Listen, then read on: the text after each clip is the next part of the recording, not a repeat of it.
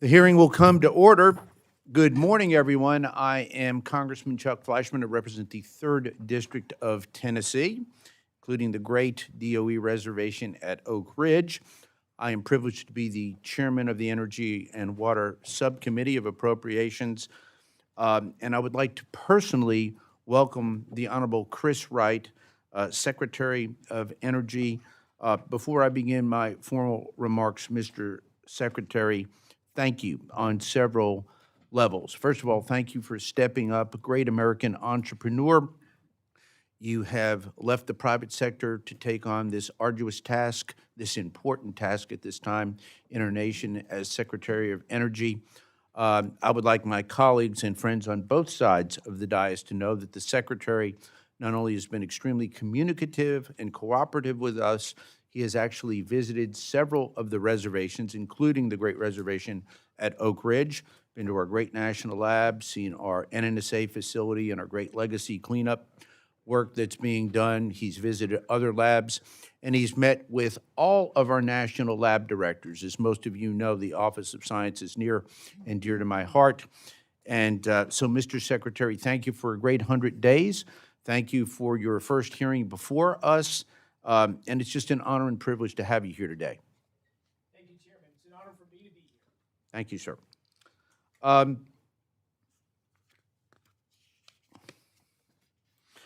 Mr. Secretary, you have had a busy 100 days from ending the reckless pause on LNG exports on day one to reversing extreme energy efficiency standards that would significantly increase prices for American consumers, to restarting decommissioned nuclear power plants.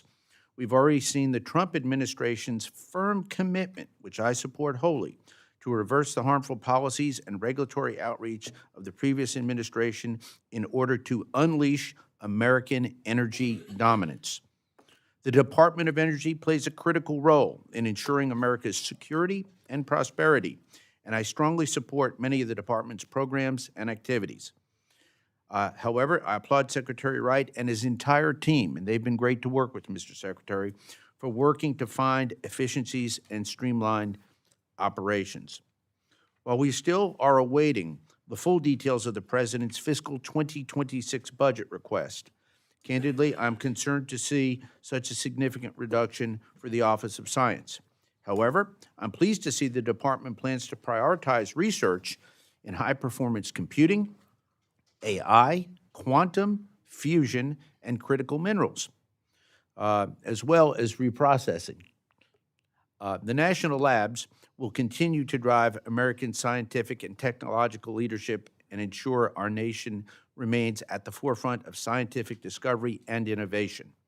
The research done at our national labs is essential to rebuilding our domestic critical minerals production capacity, expanding American energy production, enhancing our national security, and competing with our adversaries like Russia and China. In addition, my support for the important work done by our national labs, most people recognize me as a strong advocate for nuclear energy. Make no mistake, I'm an advocate for all the above energy strategy to include natural gas and coal. Because of the facets of modern society, we benefit when there is abundant, affordable energy. But nuclear, in my view, Mr. Secretary, must be a foundational part of our energy strategy.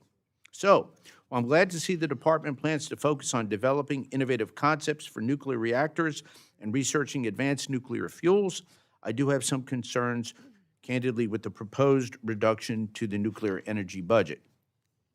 We're at a pivotal moment in the development of our nuclear energy technologies in the United States, the success of which are critical to regaining international dominance in the nuclear market for our own domestic energy security. The previous administration respectfully gave lip service to civil nuclear, but ultimately failed to request the funding and resources required for its success.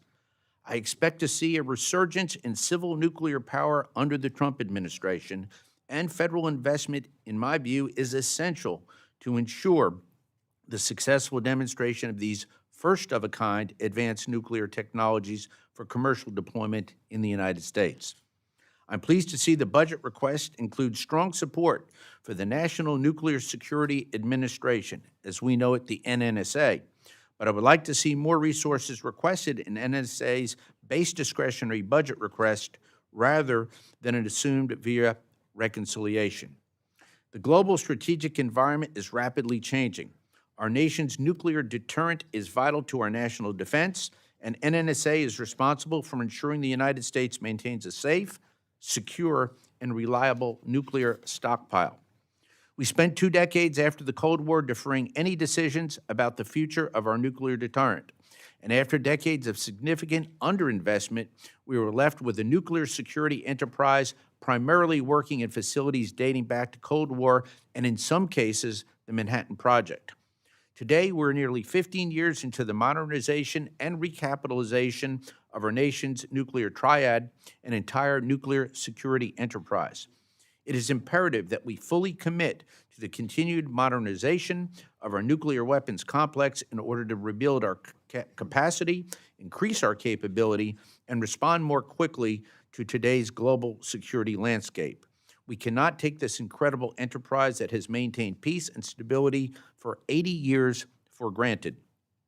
Secretary Wright, once again, I appreciate you being here today, and I look forward to working together with you and my colleagues to develop a fiscally responsible bill that will strengthen our national security and advance our energy independence. I will now turn to my friend and the distinguished ranking member, Ms. Kaptur, for her opening statement. Thank you, Mr. Chairman. Good morning. Welcome, Secretary Wright and your team. Thank you all for joining us. This is a committee that actually can work on a bipartisan basis when we try hard. As the ranking member of this subcommittee and a lifelong advocate for America's energy independence in perpetuity, I welcome this opportunity to examine the Department of Energy's recent actions and to discuss your proposed budget. Let me begin with a plain truth. The essentials of life are fresh water, food, and energy. The United States cannot afford to shortchange our energy future. U.S. energy independence is essential for our liberty. I served President Jimmy Carter during the turbulent era not so long ago when the United States slid into unconscious dependence on global energy supplies. My motto, from then until now, never again. The Department of Energy is the engine room of our nation's energy security. It drives innovation. It serves as a critical steward of our nuclear security enterprise and our environmental obligations. We haven't always done well there. It powers our economy. It protects our grid. It supports cutting-edge research to ensure that our people, our working families, our industrious small and large businesses, our farmers, our retirees, all have access to affordable, reliable energy and continuing energy innovation.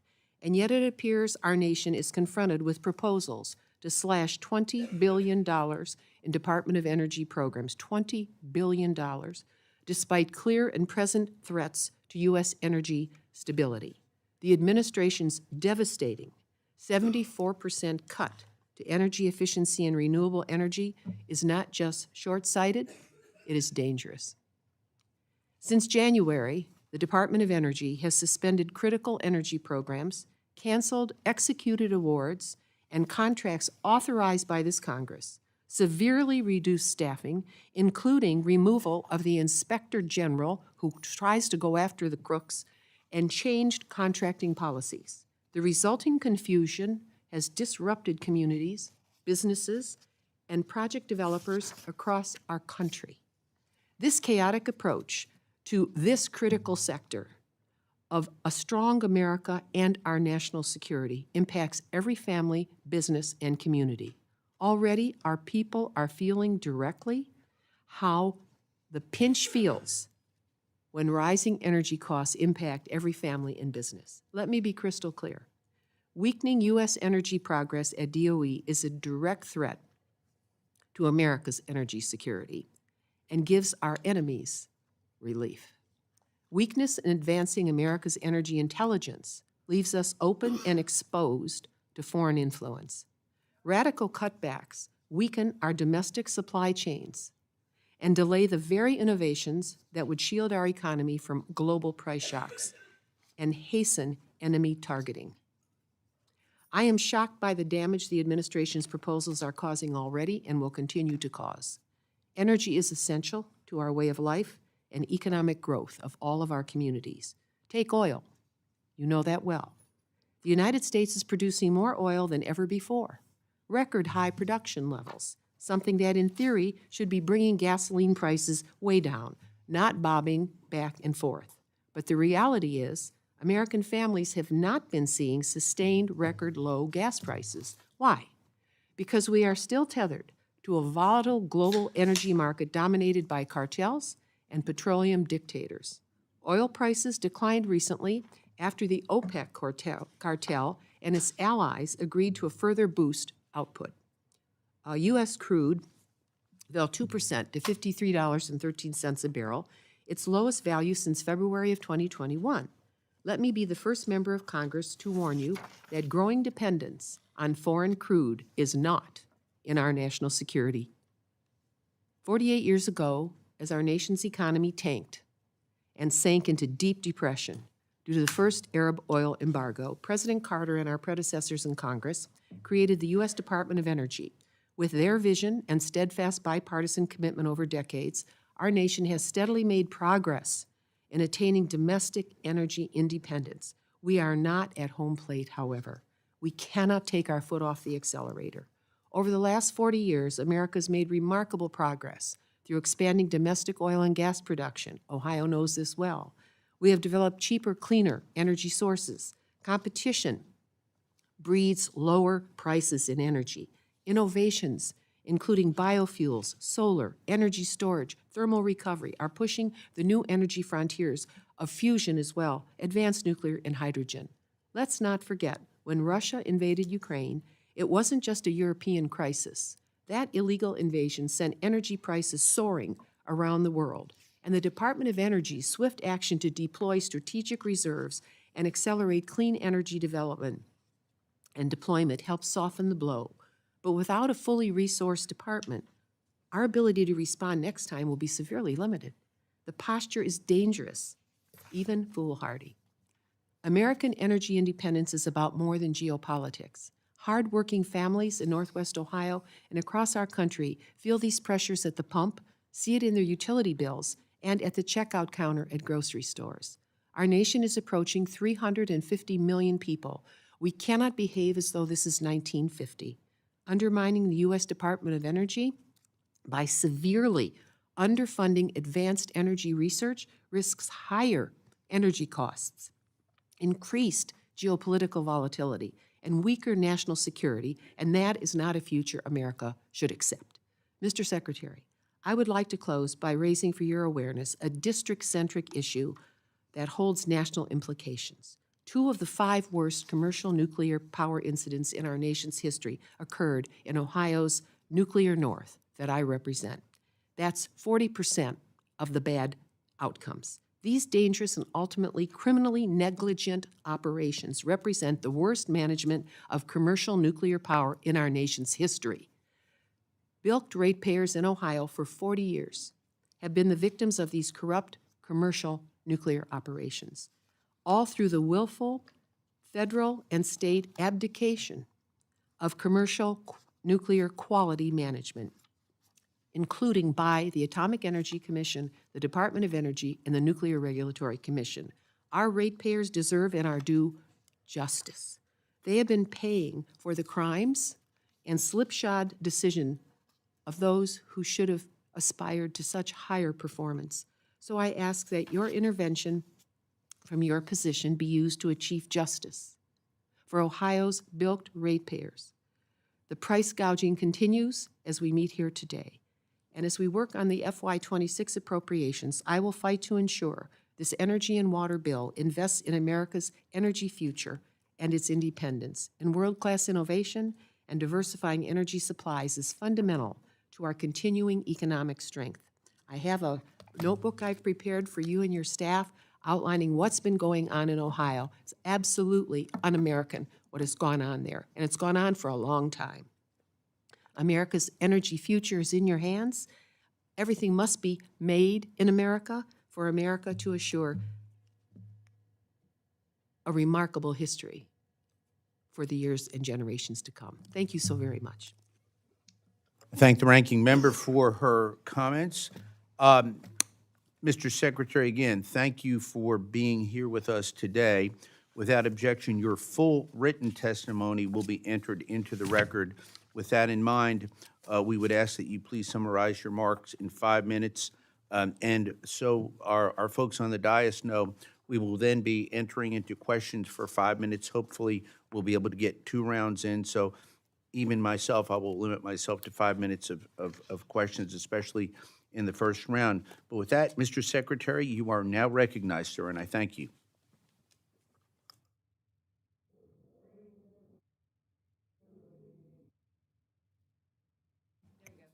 Oops. My first mistake already. I'm starting strong. Chairman Fleshman, Ranking Member Capter, and members of the committee, it is an honor to appear before you and this committee today to discuss the President's fiscal year 2026 budget request for the Department of Energy. I'm especially honored to be at my first hearing before you as U.S. Secretary of Energy. I want to commend this committee for its longstanding commitment to energy policy and its mission of the Department of Energy. Energy is the backbone of civilization. It is the essential catalyst of human progress, enabling everything that we do. From lights in our home, the process heat in our factories, and the innovation in our national laboratories. I've dedicated my life to increasing access to energy, and I'm thrilled to carry my work forward at the Department of Energy at this pivotal moment in our history. My priorities for the department are clear: to unleash a golden era of American energy dominance, strengthen our national security, and lead the world in innovation. A reliable and abundant energy supply is the foundation of a strong and prosperous nation. It drives our economy, safeguards our freedoms, and fuels breakthroughs that improve our lives. When America leads in energy, we lead in prosperity, security, and human flourishing. Achieving this vision means fully leveraging the resources that have powered our country for generations.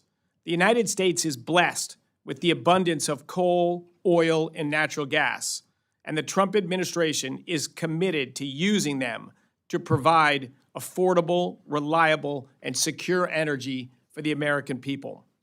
America has a historic opportunity to secure our energy systems, deliver leadership in scientific and technological innovation, maintain and strengthen our weapons stockpiles, and meet Cold War legacy waste commitments. The Department of Energy will advance these critical missions while cutting red tape, increasing efficiency, unleashing innovation, and ensuring we are better stewards of taxpayer dollars. The President's fiscal year 2026 budget will ensure taxpayer resources are allocated appropriately and cost-effectively. This budget will return DOE to its core mission of advancing energy innovation and global competitiveness through research and development. We will invest DOE's resources in sources and technologies that support affordable, reliable, and secure energy and provide a return on investment for the American taxpayers. Just last week, the Trump administration celebrated its 100th day in office, and the Department of Energy has been hard at work to deliver on these goals of unleashing energy expansion while improving operational efficiency. I'm proud to report that we have officially ended the previous administration's reckless pause on LNG export permits and returned DOE to regular order for reviewing and approving new permits. Since January, the department has approved applications for projects that will export more than 9.5 billion cubic feet of LNG per day, adding nearly as much incremental capacity as the world's leading LNG exporting countries. We are advancing President Trump's pledge to lower the cost of living and expand consumer choice for all Americans by right-sizing DOE's regulatory approach to home efficiency standards. This ensures that the American people can choose which appliances work best for their homes and budgets. While we actively work to strengthen America's role as the world's leader in oil and natural gas production and lower costs for all Americans, we are also taking steps to accelerate innovation in the commercial nuclear development. America must lead the commercialization of affordable and abundant nuclear energy. DOE is working to advance the rapid deployment and export of next-generation nuclear technology, including small modular reactors. Small modular reactors will provide reliable power for our nation's growing energy demands, with the added benefits of flexible deployment due to their compact size and modular design. The responsible stewardship and modernization of the nation's nuclear weapons system is paramount for the Department of Energy and this administration. DOE is focused on addressing critical upgrades for the U.S. nuclear stockpile and maintaining our engine powerhouses for submarines and aircraft carriers. Both tasks will become even more crucial in the next few years. We also need to unleash American energy innovation, and the national labs are the engine that drives research and development to further this aim. When it comes to our national labs, we are capable of doing more with less. We can both increase efficiency and drive innovation. We will prioritize research that supports true technological breakthroughs, such as nuclear fusion, high-performance computing, quantum computing, and AI, which will maintain America's global competitiveness. AI is the Manhattan Project of our time. AI will define the future of the world, and it is essential that the U.S. leads in the development of this technology. DOE has a significant role to play in driving AI innovation for scientific discovery, energy innovation, and national security. Our agency has the world-class high-performance computing capabilities that enable fast and efficient AI research and development, including 4 of the world's top 10 supercomputers. We need all energy sources to power the global AI race and meet growing energy demand, while also ensuring the security of the grid. America doesn't back down from big challenges or big builds. If we want abundant, affordable, and secure energy, we must invest in the transmission, generation, and innovation that get us there. We are working to accelerate projects through permitting reform. We need to break ground faster with streamlined permitting, standardized designs, and public-private partnerships to build at the speed of national need. DOE will work to replenish the Strategic Petroleum Reserve. The SPR is a national asset that protects our security in times of crisis. The last administration's politically motivated depletion of 180 million barrels has significantly degraded SPR infrastructure, brought storage levels to historic lows, and weakened America's ability to respond to new geopolitical oil market shocks. As Secretary of Energy, I am honored by the responsibility to help meet the American people's growing energy needs and lead the world in energy development. Thank you for the opportunity to testify before this committee. Mr. Secretary, thank you for your opening statement, sir. At this time, I'm going to begin with questions, including my own, and I thank you again. My first question, Mr. Secretary, is going to be dealing with high-assay, low-enriched uranium, as we know as HALEU. Mr. Secretary, there's an urgent need in our country for commercially available HALEU to enable U.S. leadership in the deployment of advanced reactor technologies. Congress has provided the Department with substantial resources to increase domestic production of HALEU. In the fiscal 24 bill, I was able to work to secure $2.7 billion for fiscal 24 to support these efforts. However, the Department has been slow-moving in taking meaningful action to accelerate the availability of new and diverse domestic uranium enrichment capacity. I'm so pleased that this administration has taken steps to increase the availability of HALEU, including allocating HALEU material from DOE sources to address the near-term fuel needs of our nuclear developers, and I thank you for that. What steps is the Department taking to accelerate the development of commercially competitive HALEU capacity in the United States, sir? Mr. Chairman, and the whole committee, thank you for your efforts to allocate over $2 billion for this critical issue for our country. And you're right, that capital has not been deployed yet. And since I've been on this job about 100 days, We are looking at that in detail of what's the greatest bang for the buck. How do we deploy that money to reestablish enrichment capabilities in the United States owned by American companies, and not just for low-enriched uranium, but for HALEU, for next generation.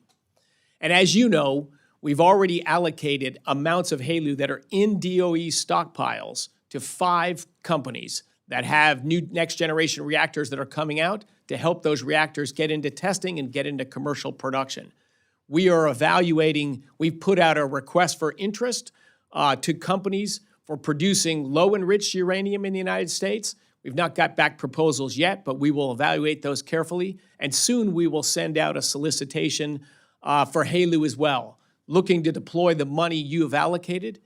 As you know as well as I do, a little less than a third of current enriched uranium powering the United States nuclear reactors actually comes by American companies produced in America. 2/3 of that is imported from overseas. This is unacceptable, and this is where we are today before we even get the growth and the nuclear renaissance we're both so passionate about. So this is a critical issue. We need to grow the capacity to enrich uranium on our soil, and we will deploy those funds in that effort. Thank you for your comments, and I agree 100% with the Secretary, and we look forward to furthering those goals. The next issue, with my time remaining, is going to deal with spent nuclear fuel reprocessing. Mr. Secretary, there's over 91,000 metric tons of spent nuclear fuel stored at nuclear plant sites around the United States. We originally in this country developed technology to reprocess spent nuclear fuel during World War II, and in fact operated some of the largest reprocessing facilities in the world until it came to an abrupt end during the Carter administration. One of the biggest faux pas in my view. I have put up money in previous bills for nuclear fuel reprocessing. Many of my friends, not only on my side of the dais, but also on the Democratic side, are supporting reprocessing. What is the department's strategy to advance spent nuclear fuel reprocessing technologies in the United States and ensure the long-term domestic commercial viabilities of these technologies, sir? Fantastic. Yeah, just yesterday afternoon, this was a subject of discussion among the DOE team in this area and a representative from the White House on nuclear science and discussing reprocessing. I agree with you. This has been a mistake in our country for 50 years, coming up on 50 years. All of that spent uranium fuel from our reactors today is just a growing liability for our country, and we have failed to find a long-term storage for that waste, and we have a growing hole, a growing burden, overhang on us for this waste. And as you pointed out, a lot of this waste and burden right now could actually be fuel and could be of value to next-generation reactors. So DOE has worked hard to prepare a study that will come out before too long on what is the appropriate way to move forward of reprocessing. We're aligned on that. This is a resource, not a burden. Thank you, sir. My time's up, but I want to say even the previous administration worked with me on this issue, and I look forward to working with you as well. At this time, I'd like to recognize Ranking Member Kaptur for 5 minutes for questions. Thank you, Mr. Chairman. I'll just ask one question and allow my colleagues to go on, and I'll come back in the second round. Mr. Secretary, our Constitution delegates to Congress the responsibility of the power of the purse. During your confirmation hearings, you acknowledged the executive role in this system, and I'm quoting you directly, you, in quotes, you would respond to issues of concern to Congress. And that's what I want to ask you about. It is now May 7th. Last January, February, March, April, May, 5 months ago, we sent a letter to the department, to your attention, to freeze, relative to the department's actions to freeze funding to vital energy programs. We followed up with a letter to you the next month, in February, on the same topic, freezing funds to vital energy programs. In February, we requested a briefing from you regarding the firing of NNSA workers and other Department of Energy staff. It's serious and it's consequential. And then last month, April, we sent another letter, follow-up letter, regarding setting an arbitrary 15% cap on indirect costs for university research grants, which are going to have significant impact across this country. Mr. Secretary, I have to tell you, and I know you've been busy, but we have not had a single response to any of those requests, despite the commitment that you made to Congress to respond. Can you please explain how you might address this going forward? You bet. I've received numerous dozens of letters accusing me of things that are reported in headlines, in blog posts and media all over the place, almost all of which are false. Everyone who's reached directly out to me, I've jumped on the phone with, I've texted back. I've not responded to the dozens of letters yet because we're in the middle of reorganizing the department. But a few quick summary points I'll hit. We have not frozen funding. We don't have a single unpaid invoice at our department, not one. If we have an ongoing project for an existing commitment and work is being done, we've paid our bills, all of our bills. We are reviewing existing projects. We've canceled 0 so far, much to the frustration of people on the other side as well. There's a huge deployment of United States funds allocated by Congress and administered by the Department of Energy. I take that responsibility deathly serious. Every night, I go to bed worried about that, and I wake up in the morning to make sure that we are being appropriate stewards of American taxpayer funds. And we are reviewing, and I'll walk through later in more detail exactly how we're doing that. But let me say up front, why do we need this careful study right now? You guys are moving too slow. Active projects where work is being done, we've paid our bills. We've never not paid our bills, never. In the last administration, let me give one example because it's indicative of other financial support programs. The Loan Program Office is 15 years old. In its first 15 years, it deployed a little over $40 billion towards energy projects. 15 years, a little over $40 billion. We had an election in November.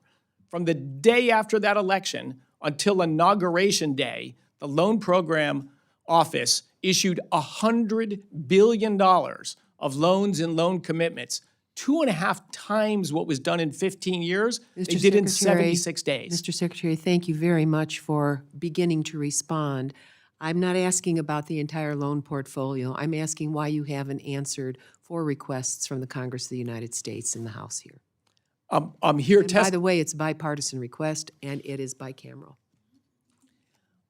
I could not do the work I'm doing and responded to the dozens of letters I've got. I've had several phone calls. I'm happy to jump on the phone with you at any time. And it's hard to respond to requests where the premise of the questions and the premise of the accusations are simply false. Well, sir, do you have a congressional staff hired yet? I do. I have. It's lean and mean, but it's actually a tremendous staff. Well, we have not, since January, gotten a response to our letters to you. And we're very concerned about the firing of NNSA workers and Department of Energy staff. What percentage fewer staff do you have now than you did in January when you inherited the office? People in the doors that are on the staff right now, it's low single-digit %. We are working on a restructuring of the department, which will be a more meaningful change in that, but it is in progress and it's almost entirely voluntary. And how many thousands have left? Well less than 1,000. Well, would I have your commitment that you could look back at our initial request and every subsequent request and get back to us by next week? We will continue to provide updates as things evolve in the department. I've spent a fair amount of time on communications in this, but it's not been my biggest dedication of time. If I was to respond to the dozens of letters I've got, it would be the majority of my time. I'm happy to jump on the phone at any time to talk to you or others about it. Mr. And when we Secretary, finish we need a more thorough briefing than that, sir. I'm sort of disappointed in your answer this morning. I think it speaks for itself. Yield back. Thank you, Ranking Member. At this time, I'd like to recognize my friend, the distinguished former chairman of this subcommittee, the current chairman of the Interior Subcommittee, representing the great DOE reservation in Idaho, my dear friend Mike Simpson. Thank you, Chairman. Congratulations, Secretary. This is the first time I've had a chance to congratulate you on your nomination and, frankly, on your confirmation through the body across the rotunda. But we're glad to have you here and glad that you've taken the time both to brief us and your time from being a successful businessman to join the government in addressing these issues. I've appreciated that several times since you've taken over as Secretary, you've referred to the National Lab Complex as a crown jewel of our nation. I wholeheartedly agree with you. They do more research that's important there. I tell people if you ever want to get wowed by government, go visit one of our national labs and see what they're doing. Every time I walk out of one, I'm just amazed at what they're doing. So I'd invite you out to visit the Idaho National Lab. I'd like to know when you're coming, so I'd like to be there with you. And I know the same is true for Congressman Newhouse that represents PNNL and the Hanford cleanup site. But it's great to have you here. And when you come out, we'll have a barbecue in my backyard. I've done that with every secretary, I think, for the last 20 years or something like that. Some of them get fairly memorable, but they're a lot of fun. So anyway, congratulations. Let me talk about your budget. Reactor development. And I know you've already talked about HALEU fuel that's going to be needed by a lot of these new demonstration reactors and so forth. Can you give us some insight into what the President's 26 budget request might look like regarding reactor development and demonstrations? Yes, well, I can't provide any details beyond the skinny budget. And as you saw, we do have a reduction in spending within the Nuclear Energy Department in DOE. But it in no way indicates a lack of focus or a lack of desire, or even a reduction in desire for nuclear energy. As a career entrepreneur, to really make nuclear energy work, the biggest thing we need by far is private capital, investment capital. And I have spent a fair amount of time in my first 100 days meeting with not just nuclear plant developers, both the big plants and the small modular reactors, of course, folks from Idaho National Labs, but also the hyperscalers, the ultimate customers and end users of nuclear. Our goal is to bring in tens of billions of dollars during this administration in private capital to get reactors built, and I'm highly confident we will achieve that goal. We will use funding from direct grants through our Nuclear Energy Office, as you're well aware of, to continue the Advanced Reactor Development Program, to get more test reactors done at Idaho National Labs. And we will also use the Loan Program Office to provide debt capital on top of a large equity stack, mostly from hyperscalers. The off-takers of these reactors are willing to put equity capital in there. So our goal, and I believe you will see it happen, is vastly more money will be invested in nuclear energy during this administration than during the last administration or many administrations before that. But the majority of that capital will come from private sources. There will be government capital, as you're well aware of. There'll be government loans and loan guarantees, and there'll be catalyzing regulatory events to bring that private capital in.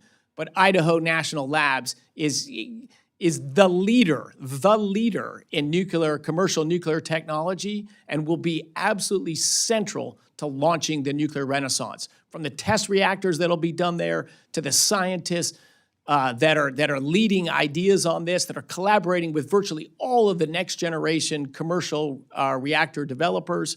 It is a gem. I'm excited to go out there. I'm signing up for the barbecue. All right. And I made a pledge, I should say as well, I made a pledge right on the day I walked into the office at the DOE that I would visit all 17 of the national labs in my first year in office. They are indeed the gems of our country's scientific research. I'm passionate about science my whole life. I visited several of them already, and I forgot my other point. But well, I appreciate that. Go nuclear. I agree with you, and I'm glad to see that you understand the importance of nuclear energy if we're going to meet the energy demands of the future with data centers and AI and all of that stuff. It's amazing how much power local communities are going to have if they're going to put a data center in there somewhere in their community and stuff. In fact, nuclear power is what's going to solve that problem, I think. Let me ask you one other question, or at least bring up the issue. The cleanup projects that we're doing in the site. I noticed they're over in the skinny budget. They're the funding is down overall. We keep Hanford the same. I fully understand that and agree with that. That is a problem that we've got to solve, and it's going to take a long time to fix it. Has there been an analysis done, and to pay for that and to keep that at the same level, we've lowered the cleanup costs or budget in the other sites. Has there been an analysis what the increase in the total cost, say at the Idaho cleanup project, what it would be by delaying it because we underfund what's necessary to keep it going at the current level? Because that's going to extend the time and cost of cleaning it up. So has there been that analysis done? Well, Congressman, the total reduction in the environmental management budget is actually quite small, and our firm belief is that through efficiency, through doing things smarter, there won't be any slowdown. It's a small reduction in budget. We're hoping that the actual work achieved will be larger than it was the year before. So we're banking and believe strongly in efficiencies. That's why I'm here, is to take a department that hasn't really been run like a business and run it like a business. So with a few percent more in the budget, we can achieve several percent more in output. So no intentions to slow down the cleanups at Idaho or any of the other sites. I appreciate that, and I will tell you that I know you've met with all the lab directors, and John Wagner gave you a big thumbs up when I talked to him last time, so you're off on the right foot. Thank you, Congressman. Thank you, Chairman Simpson. Mr. Secretary, I alluded to the strong bipartisan support in my opening statement. I chair 8 nuclear-related caucuses and energy caucuses, and at this time I'd like to recognize for 5 minutes my friend from California, Mr. Levin, who is my co-chair on the Spent Nuclear Fuel Caucus. So, Mr. Levin, I thank you for your work with me on that caucus, and I recognize you for 5 minutes. Thank you, Chairman Fleischman. Thank you, Ranking Member Capter, and thank you, Ms. Secretary. It's great to have you here. And as my friend from Tennessee mentioned, we have a bipartisan Spent Nuclear Fuel Solutions Caucus. I represent San Onofre Nuclear Generating Station, which you may be familiar with, and it has been, for a long time, a symptom of a greater problem in this country, which is the lack of a really clear and coherent long-term strategy to deal with the nation's spent nuclear fuel, and particularly as you and the administration seek to increase nuclear energy as a priority for this country, we've got to fix the back end of the fuel cycle. So I would love to work with you, as I have with your predecessors, on this issue. It's critically important that we do so in a bipartisan way, and that we fund the spent nuclear fuel program commensurate with the need and really with the challenge that exists. I have a chart from the DOE. We blew it up, and I couldn't even believe it. I couldn't believe the numbers on this chart. But the amount of money that taxpayers are on the hook for right now, hopefully you can see these numbers, has gone up from $27 billion in 2014 all the way up to $48.7 billion. It's around $2 million a day that it goes up by. So in terms, my friend Ms. Wasserman-Schultz is not here, so I will use this. But in terms of efficiencies or taxpayer liability, this is crazy. And as a member of this committee, I'm going to do everything I can to try to protect taxpayer dollars, which means we have to do better. The current projections from DOE says, 2040 maybe for a consolidated interim storage facility or facilities, all the way out to 2060 or 2065 for a geologic repository. I want to work with you, my friend Chuck, and others to dramatically accelerate that time frame however we can. So my first question for you is, are you willing to work with us in a bipartisan way and support an appropriate level of funding? Because that's the other thing. That this line on the bottom, by the way, is what the DOE has spent on these efforts. So that number is not caught up, obviously. So are you willing to work with us in a bipartisan way to support an appropriate level of funding for your department's work on spent fuel so we can finally get this problem solved? Absolutely, Congressman Levin. And you laid out a problem quite nicely. We share a desire to see nuclear power thrive and grow, yet we've had a spent fuel problem as long as both you and I have been alive. We're over 25 years late in our commitment as a government to start taking the fuel away. I definitely want to work with you and all others. Certainly Ranking Member Capter as well is passionate in knowledge about nuclear, and she's got a lot of experience and knowledge I don't have. We need to work together on this issue. The broader issue I arrive with is that we've tried one direction. We're going to pick a location and then we're going to just do it. That hasn't worked for many decades. My desire is to do this in reverse. If you tell someone it's going to be here, you're imposing it on people, their gut reaction is, no, you're not. No, you're not. We want to try the opposite approach. We want an opt-in approach. Who would like to host a site for nuclear waste disposal, may have reprocessing business there, it may have other nuclear business associated with it? I've floated that idea around. There's all sorts of states that want to be the nuclear state that want to do something like that. I think we've got to change the paradigm and invite people to partner with us to their economic benefit at their choice. My suspicion is we will get many hands raised in the air and many proposals, and my hope is that working together with you and others, that we can move something that's just been stagnant for our lifetimes into motion. But I am all ears for ideas and partnership and collaboration. So this is music to my ears because we've been working with DOE now for my 6 years on a consent-based approach, a collaborative, more collaborative approach. We've funded now in this subcommittee quite a bit of money over the last number of years, but it's a drop in the bucket compared to what this taxpayer liability really is. So I'm really encouraged by that. And I'd ask whether you'd be willing to report back to us with a integrated management plan for spent nuclear fuel that's long overdue at the DOE, that is based in collaboration, informed by lessons learned from past experiences, and incorporates also best international practices. Can we work with you on all this? Absolutely. That's one of the things our nuclear team is working on right now. Great. Right now.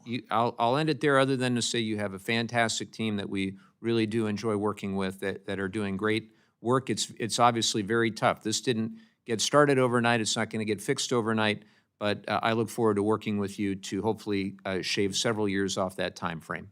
And with that, I'll yield back. Thank you, Congressman. Thank you. At this time, I would like to recognize my distinguished friend from the great state of Mississippi, the chairman of the House Ethics Committee, Congressman Guest. Thank you, Mr. Chairman. Mr. Secretary, thank you for being with us today. I want to thank you for ending the pause on LNG exports. I want to thank you for your commitment to replenish our strategic petroleum reserve. And I also want to thank you for setting an agency goal that you list as unleashing American energy dominance while strengthening our national security. I noticed in your testimony on page 3, you talk about the importance of AI, artificial intelligence. You referred to it as the next Manhattan Project. I've also heard it referred to as the next space race. You list there that we need all energy sources to power the global AI race and meet growing data center energy demands, including nuclear, gas, geothermal, coal, while also ensuring the security of the grid.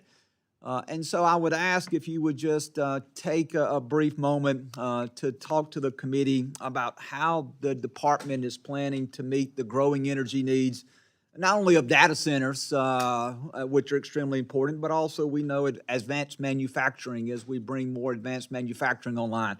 The energy needs of transportation now as we see more vehicles being electrified. So can you just tell us briefly your goal as to how you would like to see the Department of Energy move forward to make sure that we have the energy necessary to compete in this AI race? Fantastic. Love the question and love the premise of how critical AI is. And I've called it the Next Manhattan Project for a reason. I'm sure you're aware. You know, in the original Manhattan Project, Nazi Germany was also trying to develop an atomic bomb. So the cost of being second was just devastating. Like, that was a race, not you want to win, we had to win.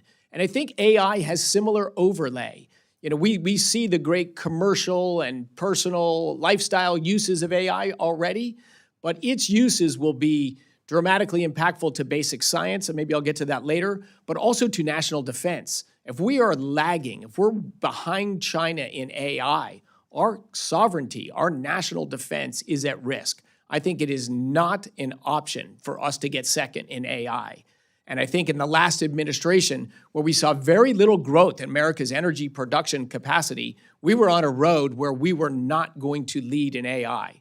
So as I think you and I both believe, we need to lean in. And if we're going to win AI, it is an energy-intensive manufacturing industry. We have to enable the growth, dramatic growth of American energy production if we are to lead in AI. Fortunately, we have the resources, we have the businesses, and we have the technologies here to invest in those energy things. The main thing I view the department and the government as a whole is to get out of the way and to enable private businesses and enterprises to bring the hundreds of billions of dollars of capital investment that'll be needed to lead in AI.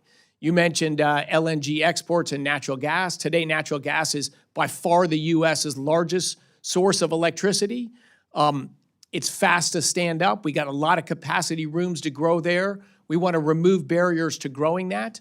Nuclear, I think, has a huge runway. It's not grown in the United States for decades, but it could and it should.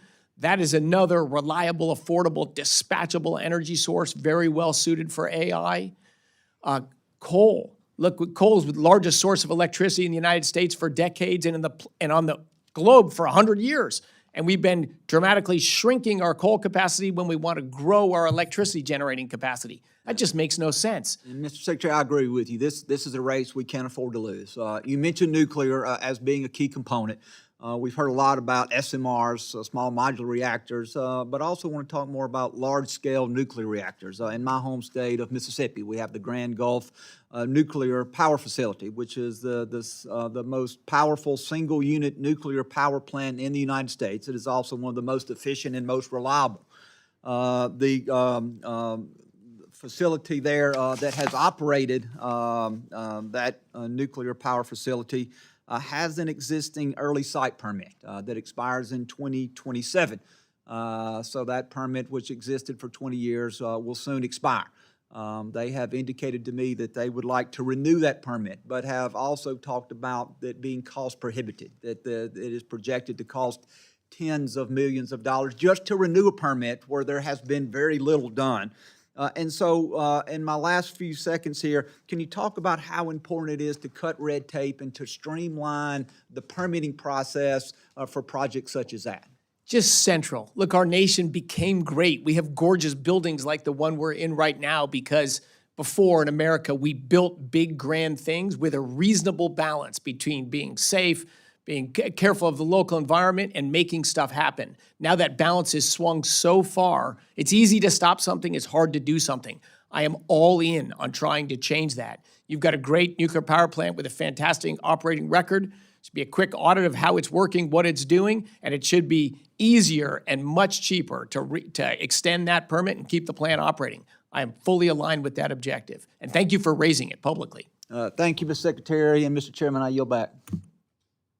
And I thank the chairman for his questions. This time, I'd like to recognize my friend from Indiana, Mr. Mervin, for 5 minutes. Thank you, Mr. Chairman. Mr. Secretary, I thank you for joining us today. My district is in Northwest Indiana. I'm home to BP Amoco, one of the largest oil refineries east of the Mississippi River, also one of the top steel-producing regions in the nation. That being said, through the infrastructure bill, there were 7 awarded hydrogen hubs. One of the hydrogen hubs was absolutely awarded within my district, the Mach 2. Current reports have shown that that is one of those department review programs that have been paused while you're reviewing it. I'd like to ask specifically, what is the criteria in which you are judging that specific project? 2, I just want you to know, with the theme in a bipartisan way, we are working with Senator Young.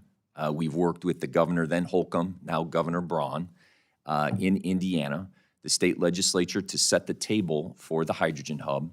It creates 12,000 construction jobs.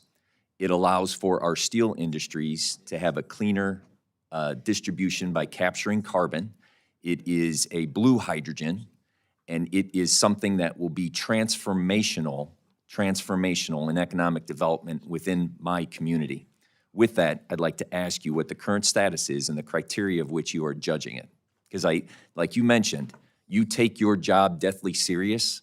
I take work and wealth in my community deathly serious, and this is something that creates work and wealth, has passed the Congress, and is now being reviewed by the Department of Energy. Thank you, Congressman, for that question. And I've seen several articles or headlines as well that we're canceling the blue state projects and advancing the red state. I don't even know where these rumors or this stuff comes from. They're not coming from us. Oh, I know it's not coming from you, but I'm saying it's all out there in the press. Everyone reads and hears. And look, we have made, and maybe to some people's frustration, 0 decisions on projects yet. Because key to me was to get thorough data and a process that was thoughtful, thorough, and deliberate. So what is the process and what is thorough data? Give me examples of that. So all of the hydrogen hubs today, right now, are being funded in feasibility studies. They're developing, what's the economics going to be, where's the capital sources coming from, where the potential offtake's going to be at the end.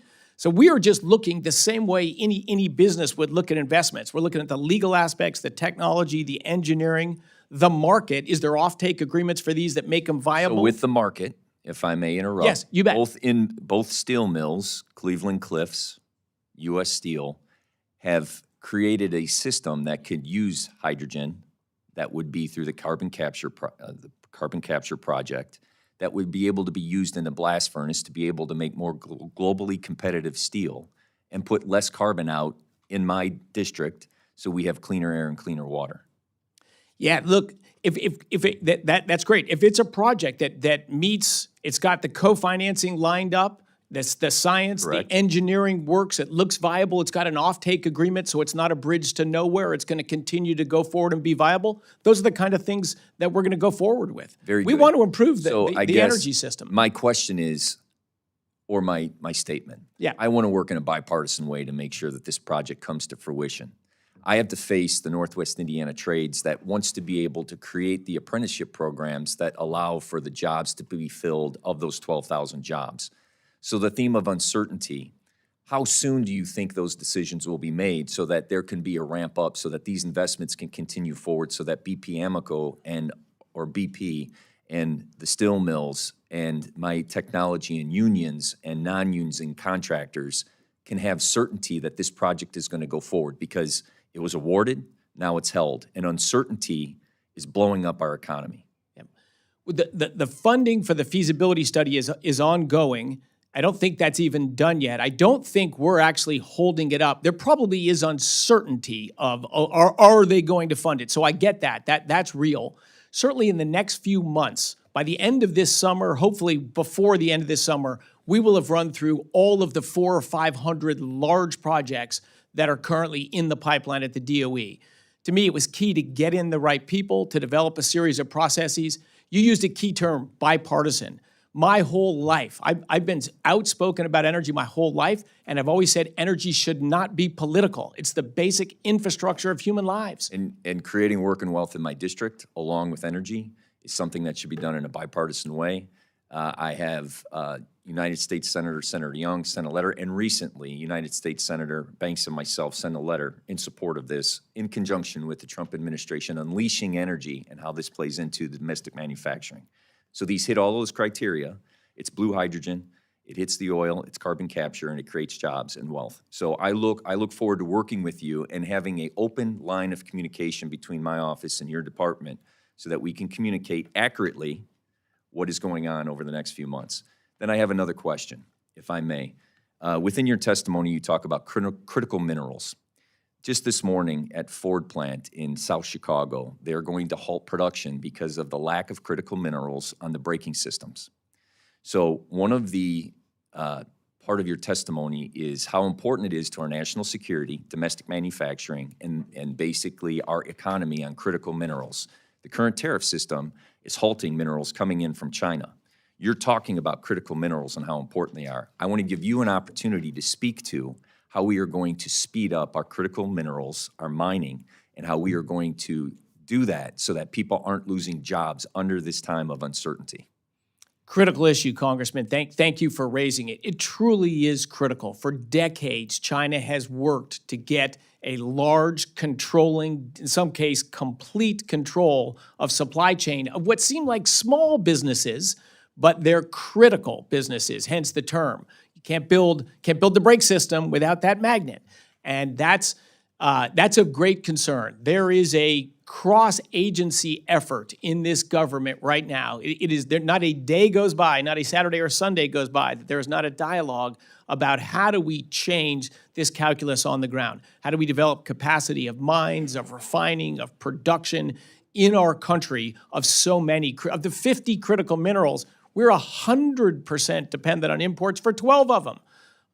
We're up to 40 of them that we produce less than half of in this country. So yes, it is a priority issue for us, and it's something you're going to hear a lot more about. But thank you again for raising that and for your bipartisan and job-focused sentiments on energy. Yes, and just in closing, the real life of that is that in Riverdale, a steel mill that is part of my local 1010, they just laid off people because the pinching of the auto industry.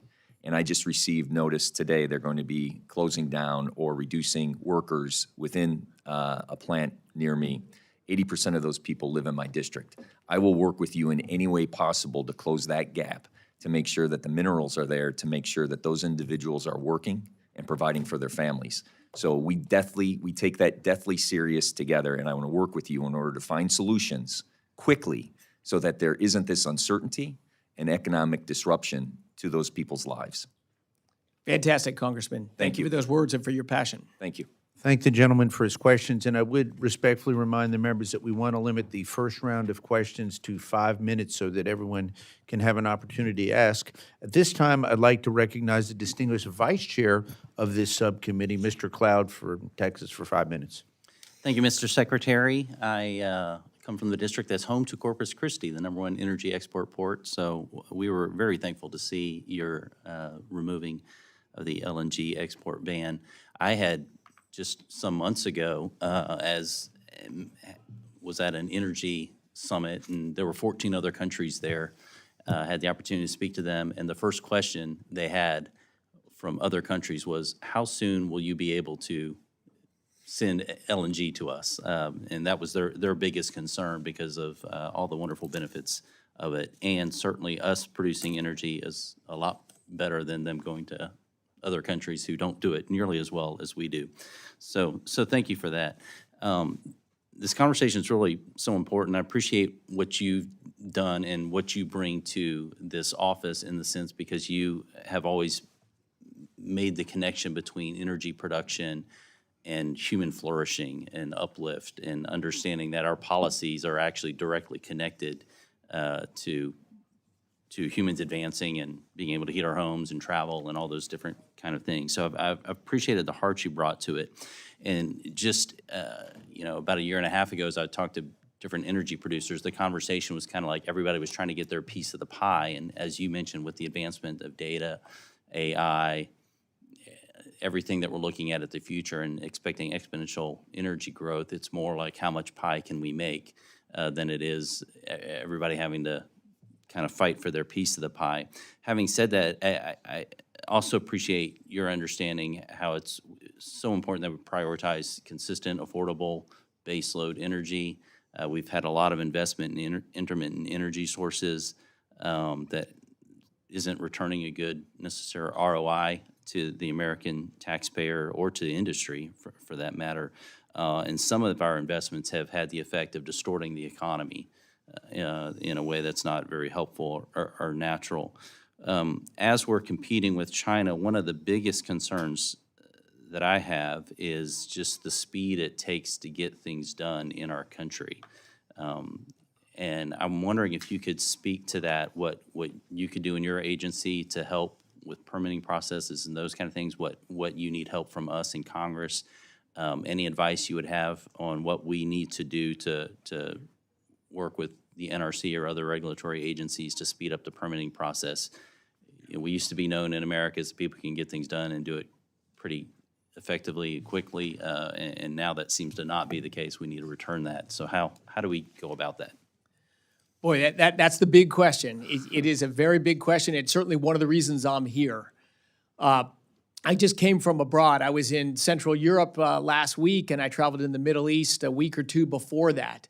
And everyone wants to invest in America, right? Because you got rule of law and you can do business in America. And there is a growing concern that We can't get permits. We're ready to bring a lot of money, and obviously everybody wants us to build a data center or a power plant or whatever it is their investment's going to, but it's taken us forever to get a permit. This is making our society more stagnant. It's pushing manufacturing and things overseas. It's chilling investment in our country, which means less jobs are created in our country, less pressure to push wages up that we all want to see.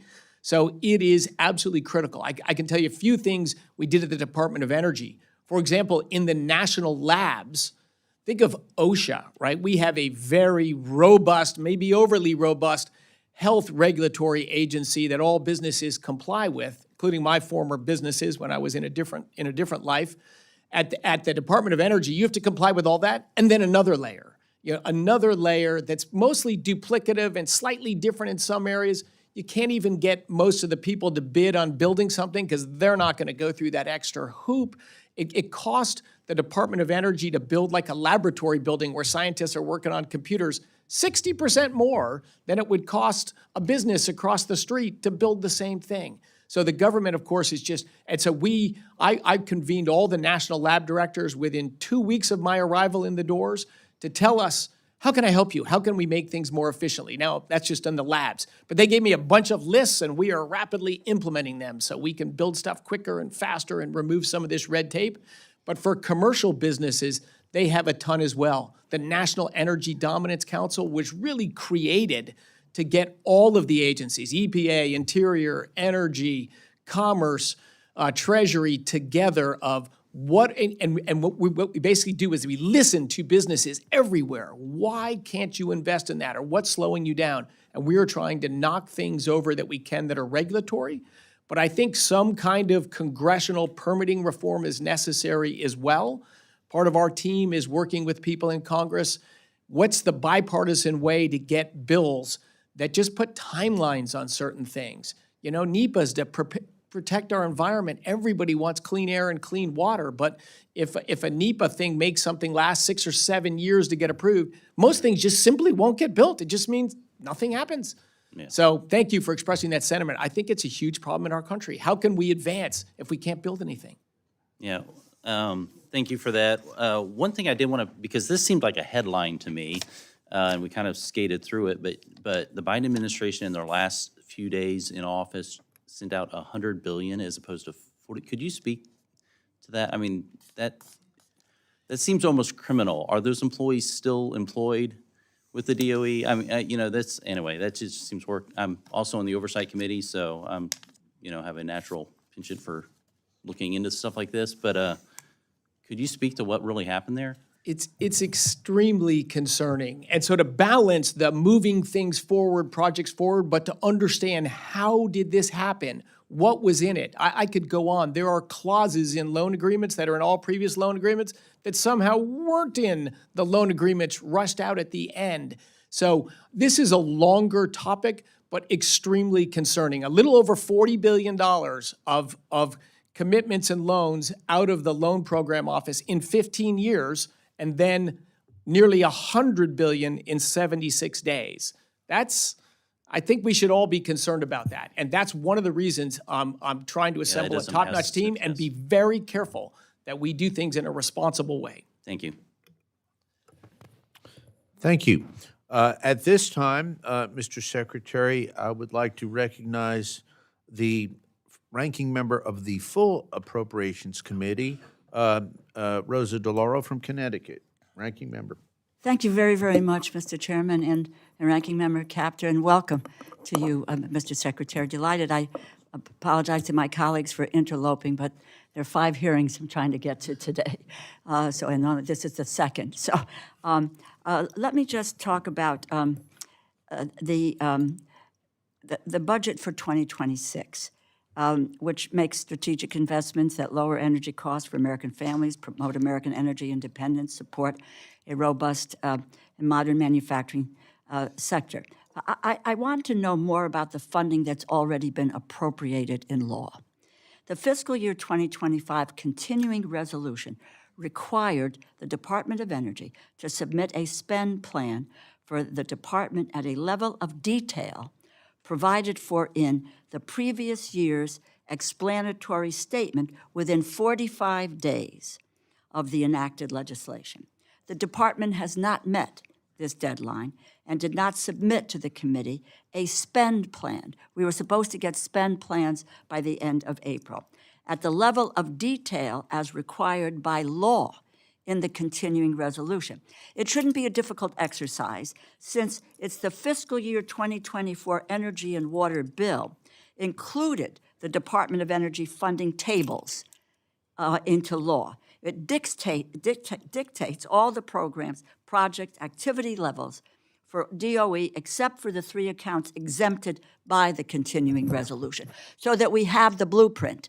Because by law, for 2025, we are under the year-long CR reflecting the 2024 budget as enacted. So when will the department comply with the requirement of the continuing resolution to submit a spend plan with required level of detail?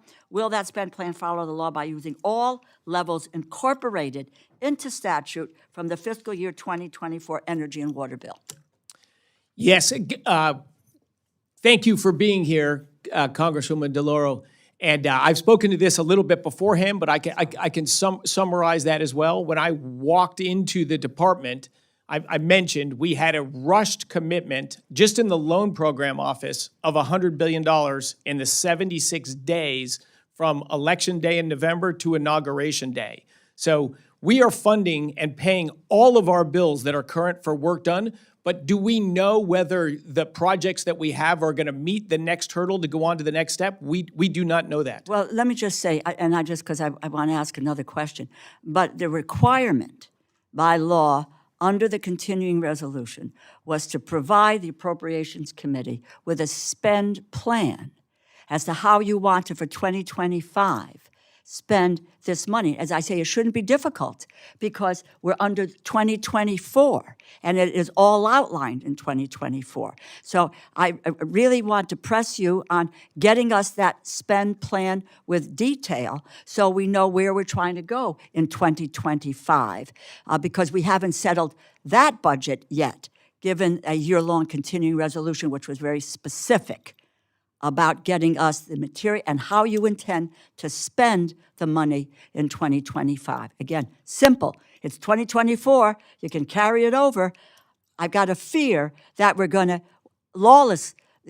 illegally trying to move these funds and move them elsewhere. But the law of the land is the 2024 enacted budget applied to 2025. So we're going to press on getting that. Let me move quickly to another question, if I can. At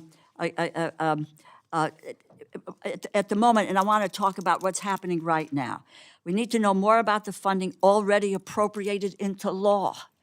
It's not a directive. It's not an idea or a suggestion. This committee, Democrats and Republicans, came together, passed legislation, signed by the President of the United States. That's how a bill becomes law. It's very, very simple. So, but the department refuses to release more than $67 billion in the face of court orders out of the $430 billion in frozen funding across the federal government. Connecticut, $70 million of energy efficiency renewable energy awards have been inexplicably recommended for cancellation, including an award focused on technologies to produce hydrogen energy. We should be at the forefront of new energy technology, not retreating to the sidelines. In addition, your department recommended canceling a $389 million award from the Grid Deployment Office for the Power Up New England project, produce energy costs for New England customers by over $1.5 billion while bringing 4,800 megawatts of offshore wind power online. Now, it appears that some projects previously deemed worthy of funding are being canceled without adequate justification. Some cases, no clear rationale other than administrative convenience. Troubling reports have surfaced suggesting that the review and subsequent cancellations may be, and I say may be, politically motivated, targeting projects in Democratic states and in districts.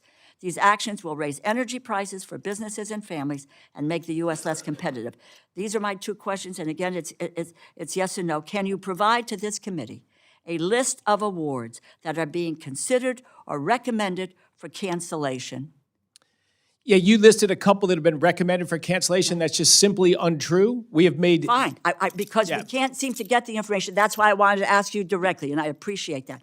Well, that would be great, but getting that list of considered or recommended for cancellation, and what specific criteria is being used to evaluate awards. We need to know that in this committee, so we can say, yes, you've made a good decision on this, or let's take another look at this. So with that, if you can get us that information as quickly as possible, it would be helpful, and your spend plan. Thank you. Thank you, Mr. You bet. Secretary. Thank you, Congresswoman. Thank you. And I yield back. Thank you so much, Mr. Chairman. Appreciate And I thank the ranking member for coming today. Appreciate that. There are several hearings going on right now, so appreciate the fullness of the dais. In that regard, Mr. Newhouse, my friend from Washington State, was here earlier. He represents the Great Hanford Reservation, has worked with me for years on legacy cleanup, and he's got a great lab out there. So I recognize Mr. Newhouse for 5 minutes. Thank you, Mr. Chairman. I appreciate that and enjoy the work that we do together on important stuff. Mr. Secretary, welcome to the committee. Appreciate you being here. You've picked up the ball very quickly and are running fast with it. I appreciate all your hard work. I wanted to bring up a couple different things. So I'll try to get to them in the short amount of time that we have. But first, the Lower Snake River dams, as we've talked about before, hydroelectric power, it's vital to my region of the country. It produces a reliable, low-cost electricity for ratepayers. It provides us so many different kinds of benefits, from irrigation, the power, the clean power generation that is critical for us. It also provides us a tremendous amount of help for the agricultural industry, the irrigation water. It provides flood control, transportation is huge. All of these different benefits that we derive from the dams. But as you know, there's been efforts over the past decades to breach the dams due to one reason, and that's migrating fish, the salmon that are very important to the Pacific Northwest as well. So I wanted to bring that up. Unfortunately, Mr. Simpson isn't here. We've engaged in a lot of conversations about this, but I just wanted to make sure that hear your commitment to work together with us so we can continue to derive the benefits of the hydroelectric system as well as a strong salmon population. I think we can do both. We've proven that efforts that, if allowed, we've been able to make significant increases in the number of salmon. And your insight, even though this is a congressional decision, your insight, your help on this issue will be tremendously important. And just wanted to ask if there's any plans in place as you're getting up to speed, conversations you might have that we could maybe utilize to get away from the efforts of the federal government, particularly the executive branch recently, of removing such an important asset in the Pacific Northwest. Thank you, Congressman Newhouse. And yes, I share your perspective on that. Hydroelectric dams were, again, large infrastructure projects. When America was bold, we built a number of great dams. They've been critical to the economic prosperity of our country. Very early suppliers of firm, reliable power. What's great about dams is when demand for electricity goes up, you can release more water. When you're in low demand periods, you can release less water. So they provide what I call high-value electricity, which means it's there when you need it, and you can hold it back when you don't need it. They're very valuable assets. We're going into a period of significant demand for growth in electricity driven by AI and resourcing of manufacturing. We got to be ready to meet those demands without harming ratepayers by driving up price to kill demand. So yes, I am passionately in support of those dams staying in place. They've been tremendous assets for decades. We should not spend money to go backwards to reduce our energy generating capacity, particularly of such high-value electricity as that from those dams. So yes, I am fully aligned to work with you, and so is the whole administration, to think first about the American taxpayers and the American citizens that need it. And I was a board member of an environmental group until I was confirmed into this role. So also passionate about fish and the outdoors and animals and clean air and clean water and all that. And as you said, they go together. They are not always in opposition. In fact, they're rarely in opposition. Yeah, absolutely. That's great. I appreciate hearing that. And on that note, we've talked about Hanford. Mr. Simpson talked about that as well. Mr. Chairman did as well. when you come out to visit Hanford, which I know you will as Secretary of Energy, I'd love to be able to include in your trip a visit to one of the hydroelectric dams. Absolutely, absolutely. When I go out to PNNL, I'll also visit Hanford, and I'd love to go visit a dam or two with you as well. Good, good, good. We'll make that happen. Talking about Hanford, a significant effort on the part of DOE in Central Washington, some of the legacy cleanup of our efforts to win World War II and the Cold War, the Manhattan Project, all those things that are tremendously important. But we have a problem that we're facing. I do appreciate the comments that you've made in conveying the importance of that, and really anxious to have you out there and visit firsthand so you can see exactly what's going on. The tremendous work that is happening there requires a stable, steady budget in order to make that successful and long-term commitment, which fortunately that has been there, and we want to continue that. I just wanted to ask you about any kind of thoughts that you've been putting into this. Are you planning to ensure, as you look at the adequate resources that are necessary for Hanford, as this work continues and ramps up? We're just about close to opening the VIT plant, which is an exciting thing. So just wanted to get your perspective on that, and again, reiterate, looking forward to your, I'm sure will be upcoming visit. Yeah, one of my key picks for my team for assistant secretary was environmental management, you know, and I picked a guy who's been a constructor, developer, investor, businessman about building things, and moving dirt and making stuff happen. So I think he will be a great asset to our environmental management team. But yeah, Hanford is key. You know, the funding for that, unlike almost everything else in the department, is flat for that we have proposed in our budget for 2026 versus 2025. I'm very excited to see the direct feed, low activity waste plant come online this year. Yes, I've had exciting. multiple meetings with Bechtel about that, and I've continued to express the importance of it, and I've gotten great assurances all the way from the top of the company that top people are on it, and that plant will be operating this year. I'm excited to see that. In fact, I'll probably be out for the ribbon cutting when we get that going. I look forward Thank to you for your commitment to that. Yeah, thank you. And I apologize, Mr. Chairman, I'm way over time, so thank you. I yield back. Maybe not so much over time. Okay. Thank you, Mr. Newhouse. At this time, I'd like to recognize my friend and colleague from Nevada, Ms. Lee. Mr. Secretary, we talked earlier about our 8 caucuses. Ms. Lee is my co-chair on a critically important caucus, the Nuclear Cleanup Caucus, which is probably one of the largest caucuses, bipartisan caucuses in all of Congress. I took that over from my dear friend Doc Hastings from Newhouse, from Mr. Newhouse's district. So at this time, I'd like to recognize my friend and colleague, Ms. Lee. Thank you, Mr. Chair. Good morning. It's nice to see you, Secretary Wright. Thank you for being here and your work. Since coming to Congress, I've worked with everyone, Republicans, Democrats, multiple administrations, to make sure that no federal money goes to the failed Yucca Mountain repository project. So your assessment was music to my ears, and Nevadans' ears, who have opposed this for decades. And so my heart goes out to my colleagues who really need a solution to nuclear fuel, spent nuclear fuel.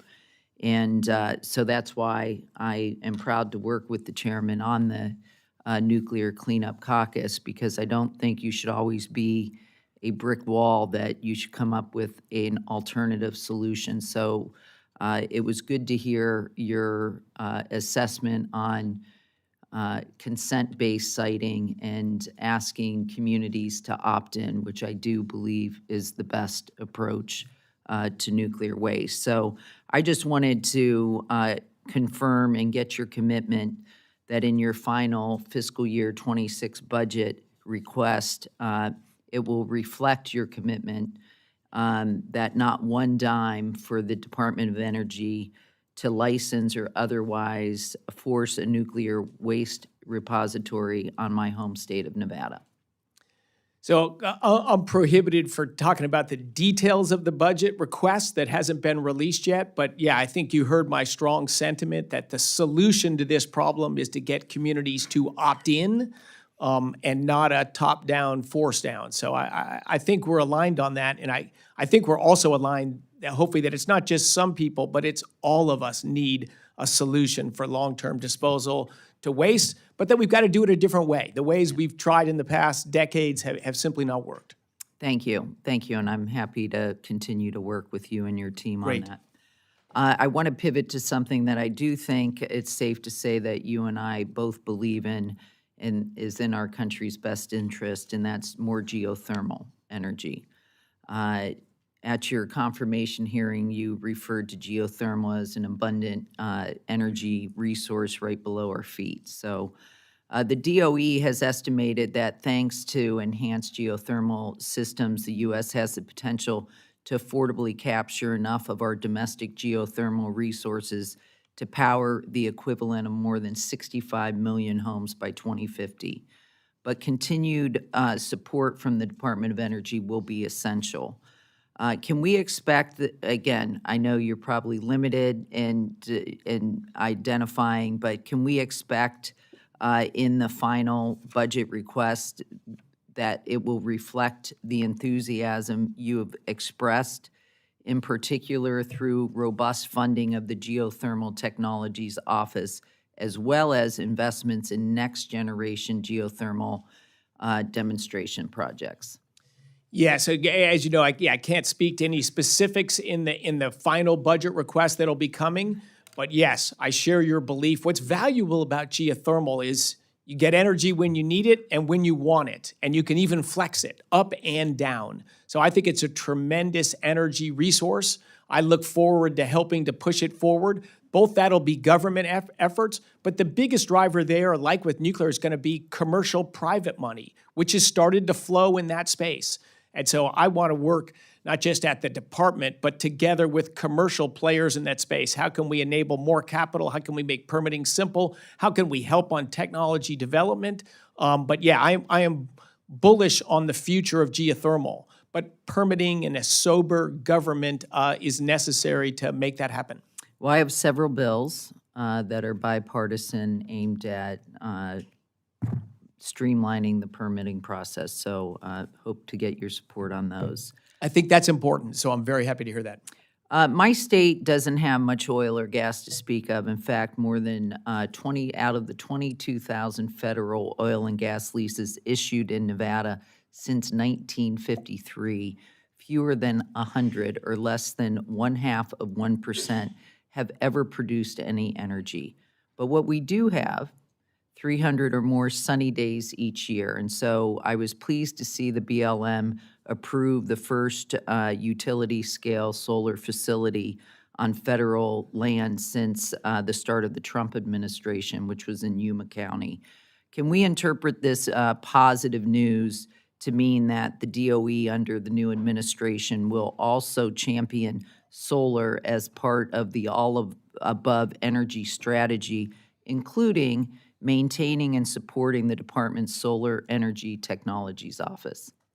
Well, my comment on that, I've never been all of the above myself, because there's energy sources that swallow money and don't deliver value. So I'm not for them, but I am for all energy sources that are affordable, reliable, secure, and better our energy system. And I think solar, you see meaningful growth of that in the marketplace with commercial money. It's heavily subsidized, so that's a distortion there. But yeah, solar, I believe, my personal belief, an energy source with a future. And yes, and I think you'll see continued work on solar at the Department of Energy. Great, thank you. And I yield, sorry. Thanks, gentlelady, for her questions. At this time, I would like to recognize the newest member of our subcommittee, Ms. Malloy from Utah. Thank you for 5 minutes. Thank you, sir. Thank you for being here, Mr. Secretary.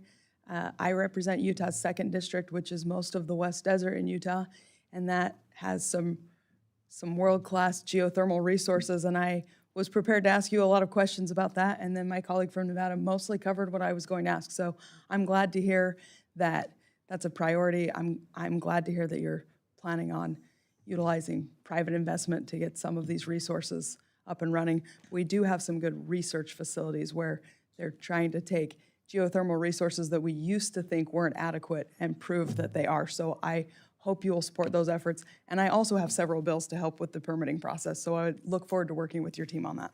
Fantastic. I look forward to working with you on that. And since we covered all of that, I'm going to get to two other questions that I was really hoping I would have time to ask.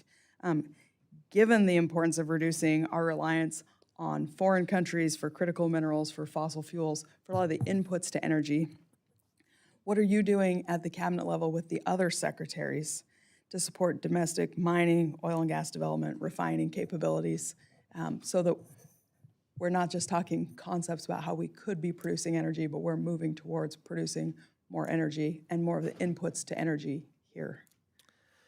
Oh, great question, of course. And critical minerals and mining and processing and refining of minerals and materials in the United States is central to President Trump's agenda. You know, we've gotten ourselves, fortunately, most oil and gas developments on private land. And so it, in spite of withering federal opposition, it is sort of advanced in spite of efforts at the federal government the last 4 years to strangle it. Mining is more difficult. You know, a lot of the resources for mining are on federal lands. And the U.S. was a great, giant, proud mining nation when I was born. And we've gone backwards that entire time. It's incredibly hard to permit a mine in the United States. And it's what got us in some of the tough situations that were mentioned earlier of there's so many critical materials we don't produce any of in this country, and we can. And I'm going to interrupt you just to make this point. What we've seen in the past sometimes is the Secretary of Energy says we want to be producing more of this, but the Secretary of Interior is working on a different agenda. And what I'm hoping we can avoid is having secretaries working at cross purposes so that you're saying what I want to hear, but then there's another secretary implementing policies, because we're producing energy on public land in my part of the country almost exclusively. That is correct. Yeah, and I'm well aware of that. And it is a success story because of local support in Utah that's driven that forward. But you had a bigger fight than to make that happen than in other states where it's private lands. But that's why President Trump and Secretary Burgum led the effort to create the National Energy Dominance Council. And energy means critical minerals and materials and mining as well. So that is absolutely, and we talk about this every day. We have a list of mining projects that look like they're credible, that'll produce important stuff for our country, and we're trying to find out what is the barriers. And it's multiple agencies. What are all the things that have tripped them up, and how do we knock those down? And I think you're going to see in this year, the first year of this administration, you will see a number of exciting announcements of mines fully permitted and shovels in the ground to get them going. Mines that have been in process for over a decade are finally going to happen. But it is critical to our national security, not just to our economic well-being, but to our national security. Well, as the daughter of a miner, I'm really glad to hear that. And that leads to my other question that I hope you can answer quickly in the time I have left. How are you working with state and local elected officials to make sure the plans you're making work for regional plans and that everybody's engaged so that we don't have the federal government saying they're going to do something that then local governments don't have buy-in? No, you're so right. We have a great federal system in this country. I have talked to more Democratic governors in the last 100 days than in my entire life combined. And great conversations. It's amazing how embracing so many Democratic governors are. They've seen the high price of energy and jobs not in their states anymore, and they want to see activity go ahead. A couple, there's more contentious negotiating going on, but for the most part, it's been a welcoming environment. But you're right, it's not just federal. We need state, we need local communities and towns into it, which is why I'm very outspoken on this stuff. This is in America's best interest. It's in the planet's environmental interest as well as economic interest for us to start building things in America again. Well, I was just at breakfast with the Speaker of the Utah House of Representatives, and he would be mad at me if I didn't reiterate what he keeps saying, which is anytime you need to do a pilot project and have a proof of concept, Utah's willing to move quickly, and we're eager to be part of the solution. So I love it. Look forward to working with you in your great state. Okay, with that, I yield. Thank you. And if I may, Mr. Secretary, I want to thank you for meeting with our governor, Bill Lee. You've been so good to talk with so many governors, and maybe at some point in time, it would be great if we could have a bipartisan group of governors come up and have a conference with you. So appreciate your being so open and available to speak with all of our governors, because our states are a great hotbed for innovation, and especially in new nuclear. So I thank you for that. At this point in time, I'd like to recognize my dear friend from Florida, Mr. Franklin, for 5 minutes. Thank you. Thank you, Mr. Chairman, and thank you, Secretary. As others have mentioned, I apologize for bouncing back and forth. We've got multiple secretaries here, and it's a shame because we wait all year to have the opportunity to speak with you all. But thanks for your patience, and I apologize if I get into something that you've maybe already touched on, but if nothing else, maybe give you a chance to expand a little more. But also, I'm really excited for this because for my entire life, we strive so hard to achieve energy independence, and in 4 quick years, we unilaterally handed that away. So with your appointment to this position, I was extremely excited at what we have coming. So in the last Congress, I had the chance to serve on the AI task force that the Speaker put together. And across the year, with all the various stakeholder groups, the one theme that kept emerging from all of them, regardless of their specific needs, they said, but the long pole in the tent is going to be energy. You've probably touched on this some before, but specifically on that, a recent Center for Strategic and International Studies report projects that just generative AI alone could require up to 84 gigawatts of additional electricity by 2030, the equivalent of adding another Texas to the grid. So when you combine that with the growing demand from EVs, semiconductor fabrication plants, data centers, we're headed for a very massive strain on the infrastructure. You may have touched on this before, but if you could, maybe put some more meat on the bone. Could you talk about what DOE is doing to ensure we have the generation capacity, permitting reform, grid resilience needed to support this demand, particularly in regions like Florida, where just our growth alone is already outstripping our production capabilities? Yes, great question. And let me give one background comment. Look, the United States, industrial powerhouse of the world for about a century, the last full year we have data on, we consumed 25 exajoules for manufacturing in our country. Forget the unit, it's a lot of joules. But the relative thing is what matters. China consumed 70. So almost 3 times as much energy is consumed manufacturing in China than the United States. That for 100 years we led in that category. And we've made it hard to permit things in the United States, hard to get air permits, hard to build big infrastructure outside of the Texas, Louisiana Gulf Coast. And so what has that industry done? It's all gone mostly to Asia and the largest piece to China. This is not good for the economy of our country. It's not good for the environment. It's certainly not good for our national security. So the next energy-intensive manufacturing industry is AI. A lot of people don't think of it that, but that's what it is. It takes a lot of energy in the highest and most expensive form of energy, electricity, to manufacture intelligence of very high value. So yes, we need to have that here, which means we need to grow our electricity production a lot in this country. And a lot of citizens are worried about that. They look at the last 4 years and say, wow, the U.S. grew electricity production about 2% in the 4 years of the Biden administration, and prices went up over 20%. And now you're telling us we're going to grow our electricity production by 10% or so? How much are prices going to go up? I don't want that to happen in my country or in my community. And so our answer to that is we're going to grow energy production, electricity production, more than supply. And therefore, we can accommodate the growth of AI and cap the rise in prices. Now, a lot of that price rise was all self-inflicted wounds. There's no shortage of energy. That's the government putting their finger on the scale. The more cheap energy we build, the more expensive our grid gets. Like that tells you that the expression cheap energy is just false, referring to unreliable intermittent energy sources there. Across the board, they make electricity more expensive. So we need to be reasonable and get out of the way and allow people to build energy sources that are reliable, firm, and secure to power their data centers. And everyone we're dialoguing with is build a little bit more capacity than you're going to use. In fact, even if they build at their peak demand, our grid, the most important part of our grid is to meet peak demand when it's super cold out. They can throttle back a little bit and feed a little electricity into the grid at peak demand times.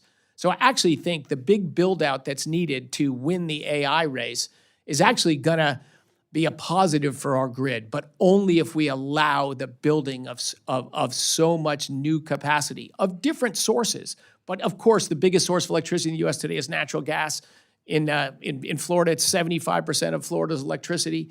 And it's also why Florida has half the electricity price of California and produces 25% more electricity with a population only a little more than half of California's.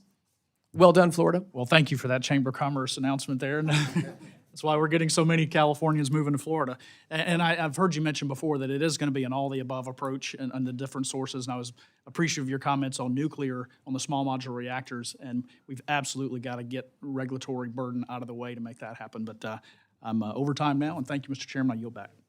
Thank you. Thank the gentleman for his questions. At this time, I'd like to recognize my friend from Florida, Ms. Debbie Washman-Schultz. Thank you. 5 minutes. Thank you, Mr. Chairman. Secretary Wright, it's nice to see you. Thanks for joining us. Congress passed and the President signed into law billions in funding for energy efficiency, grid modernization, and other programs designed to lower costs for consumers and strengthen our energy infrastructure. But the Trump administration froze nearly all Department of Energy funding, and even now, more than $67 billion remains frozen. This is in clear defiance of both congressional intent and multiple court orders, and it's not a theoretical delay. We're talking about shovel-ready projects tied to contracts with American businesses that will result in energy bill savings for families, all of which your department is blocking. So can you explain under what legal authority you continue to withhold these funds, and will you commit right now to release this money immediately, or do you intend to continue violating the law and hurting our American families? Thank you, Congresswoman. We're in compliance with the law in everything we do. We're not withholding any funds, and we've paid every invoice we've had for work done and funds that are due. So the premise of the question's wrong. I'm happy to go into the evaluations we're doing now on future funding. Reclaiming my time for a moment because I knew you were going to say that, and I'm happy to go through the energy programs that you are currently withholding funds for, so that we can all understand the difference between what you're referring to and what I'm referring to. Let me just scroll down so that I can. You have $2 billion frozen for the Office of Fossil Energy and Carbon Management. You have $7.6 billion in frozen funds for the Office of Manufacturing and Energy Supply Chains.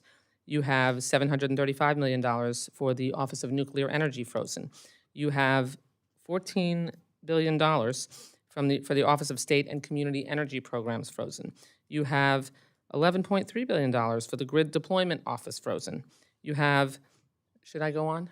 I mean, all of these programs. You must define what frozen is, because there's no Meaning money the- being withheld, so what does frozen mean? Meaning the funds are being withheld, not released to the recipients for contracts that have been leaded and that are being targeted for cancellation.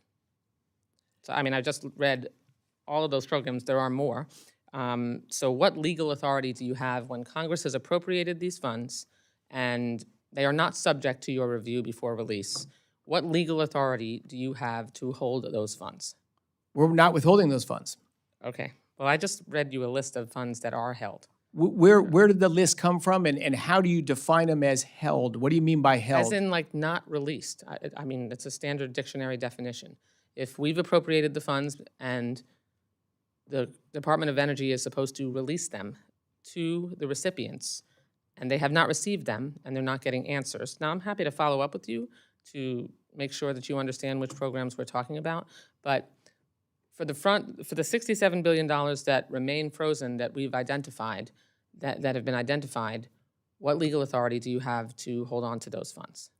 And if you haven't done it, then you're saying that there is no legal authority for you to hold funds that Congress has appropriated, and you agree, and you've released funds, and somehow I have incorrect information. Yeah, I think your information is not correct, Congresswoman, and we should follow up. But yes, we administer funds that are appropriated by Congress Right. through hundreds, in fact, in thousands of contracts with various players that are on the other end of those deals.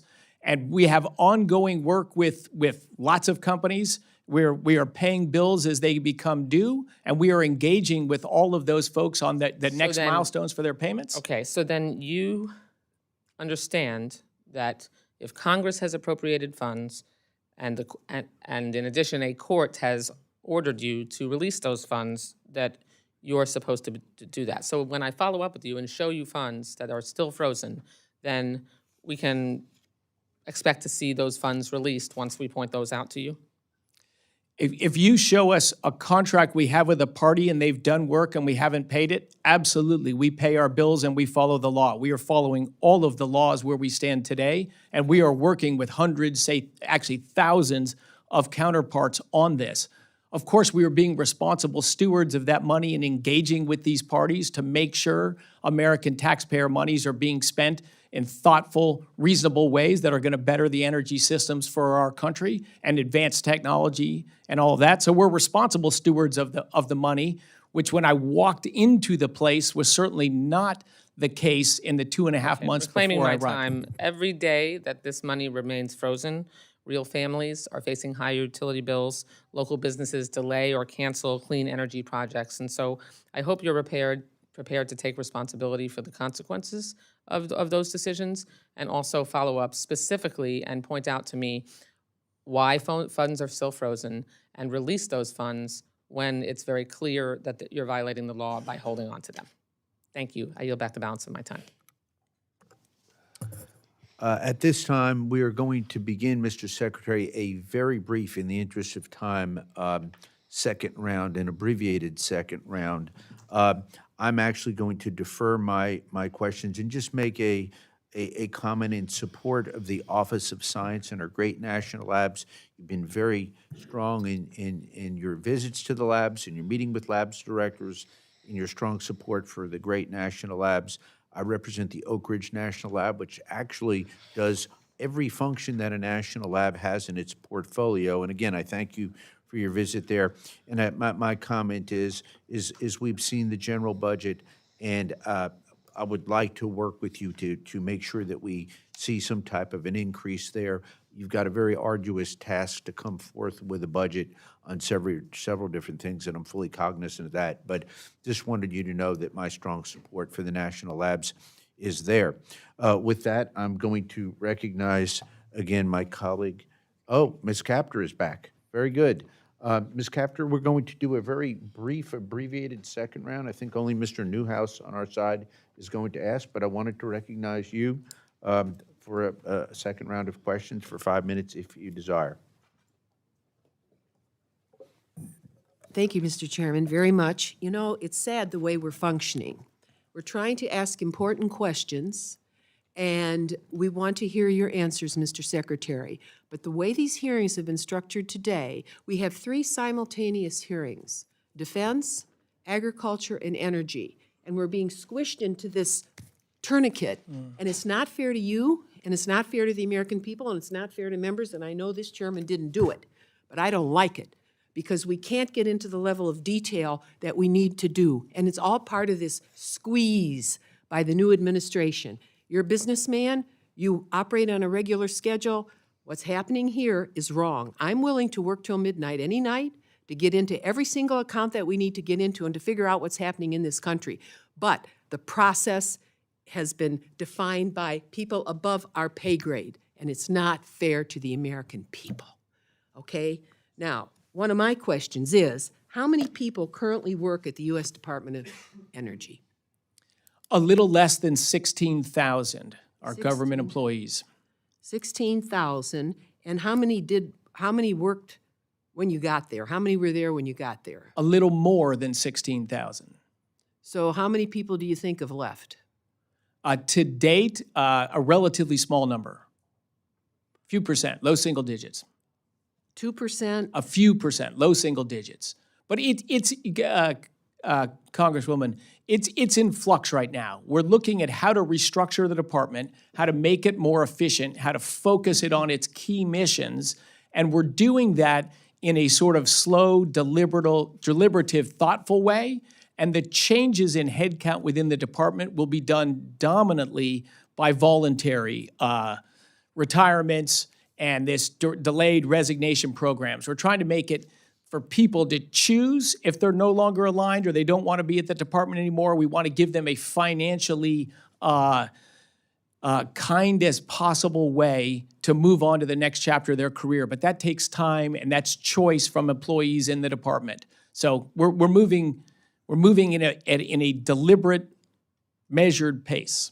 Have you been given an order to reduce the size of your department? We've been given a mandate from the whole administration to look like a businessman at all the departments and figure out how you can deliver improved services at lower cost and efficiencies. For the simple reason that our government, for every dollar we collect in tax revenues, we spend over $1.25. So we've got to be more responsible of the taxpayer monies. And in my department, for example, sorry for the long answer, grew 20% under the last 4 years of the administration, under the last administration, but energy prices rose in the country and our energy output in DOE-related things didn't meaningfully improve. So I'm a believer that with a leaner, more focused team, we can deliver better results. But we're slow and deliberate in getting there. It seems to be done rather quickly, over a couple months. That's kind of unusual even for a business. Maybe if you are letting go individuals who have picked the strawberries and they're not going to get the next crop, for another 6 months or something, that's pretty clear and you can anticipate it. But this does seem to be a rather unusual process. Are you responding to the DOGE team, or is this something that's coming from OMB? Where's the order for this coming from? This is the whole administration saying we owe it to the American taxpayers to be more responsible stewards of their money and to move our gigantic government deficit that's a threat to my kids and particularly my new grandchild. We've got to just be smarter about doing that.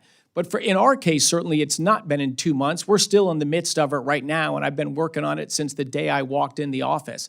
But those decisions are being made by the leadership at the department. Of course, we're getting help and support on understanding various cost centers. How can we centralize IT? How can we do centralized functions, get the same stuff more efficiently? What programs maybe are oversized for what they need to achieve? Could I just What ask programs you, are sir? undersized? I'm hearing you. Why is there no inspector general at your department? You spend a lot of money. You have a lot of power, a lot of economic power, a lot of scientific. Why is there no inspector general there? I think there was a broad removal of inspector generals with the new administration, and then I think we have not finished. The administration has not finished appointing new inspector generals. We have complete accounting and complete books of everything we're doing. It will be all there for the public to see. I've complete and 100% comfort with that.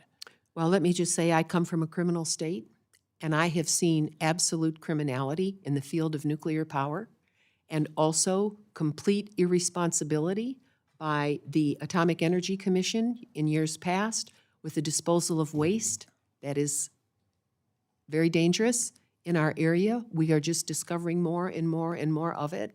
So I don't trust any department. And when you talk about having to balance budgets, honestly, budgets can be balanced in two ways: by revenue, and there are some really rich people in this country that are not paying their fair share. And we can look at tax cuts going back 35 years and begin to see who's paying and who's not paying. And I think it's a tragedy for the country that the 20,000 individuals that the Internal Revenue Service wished to hire to go after the freeloaders, they were not allowed to hire. How about that? Wasn't that a good idea? So the freeloaders can keep freeloading, and the middle class and the working class have to pay the load. So yes, we have a spending side, but we also have a revenue side. We're not talking about that, all right? And that affects everything we do because we want to provide you with the money that we need to do to keep pace in this world of today. But this charade we're going through right now is sophomoric. And I expect more of this country. And I expect more of this committee. And we don't set the rules. They're set above our pay grade. But I just want to say I'm uncomfortable. I don't like it this way because I got a lot more questions of you and I can't ask them because they're going to limit me on time. So one of the things I have to ask about is my own district. I don't understand why there was a project that was to be awarded to a glass company. And for some reason, it was pulled, or it's sitting somewhere over there, and it has caused all kinds of problems for the company. You're a businessman, you would understand this if I can find the right sheet here. There's so many sheets of paper. It's called Libby Glass, and they have 2 furnaces. I come from an industrial part of America, and life there's been hell for a long time because we forgot what the defense industrial base of this country really is. And we've been trying to catch up, but it's been hard. And, oh, here it is. Okay, so the department had $6 billion in DOE investments that were leveraged with $14 billion of private sector investment. And one of those companies, Libby Glass, which gave me permission to even use I'm even afraid to use their name in public. They're a great company. They're a legacy company in our community. I'll start to cry. They're generous, and they work hard. And they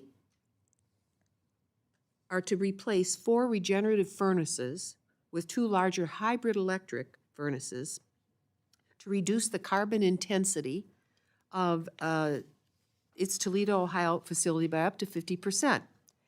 And the department is considering canceling more than 60% of their industrial demonstration projects, which would be devastating to our community. And this is a company that never left the city. They didn't go out into the suburbs, okay, and break more ground. They're a responsible company. And for this award review and cancellation process, how is DOE or any part of your administration assessing which DOE projects will be canceled or continued? What criteria are you using? And even if DOE chooses not to cancel any of these awards, these actions are creating mass confusion. Unemployment is going up in our area, by the way. And companies have canceled almost $8 billion in energy manufacturing projects so far just this year, 5 times more than was canceled last year.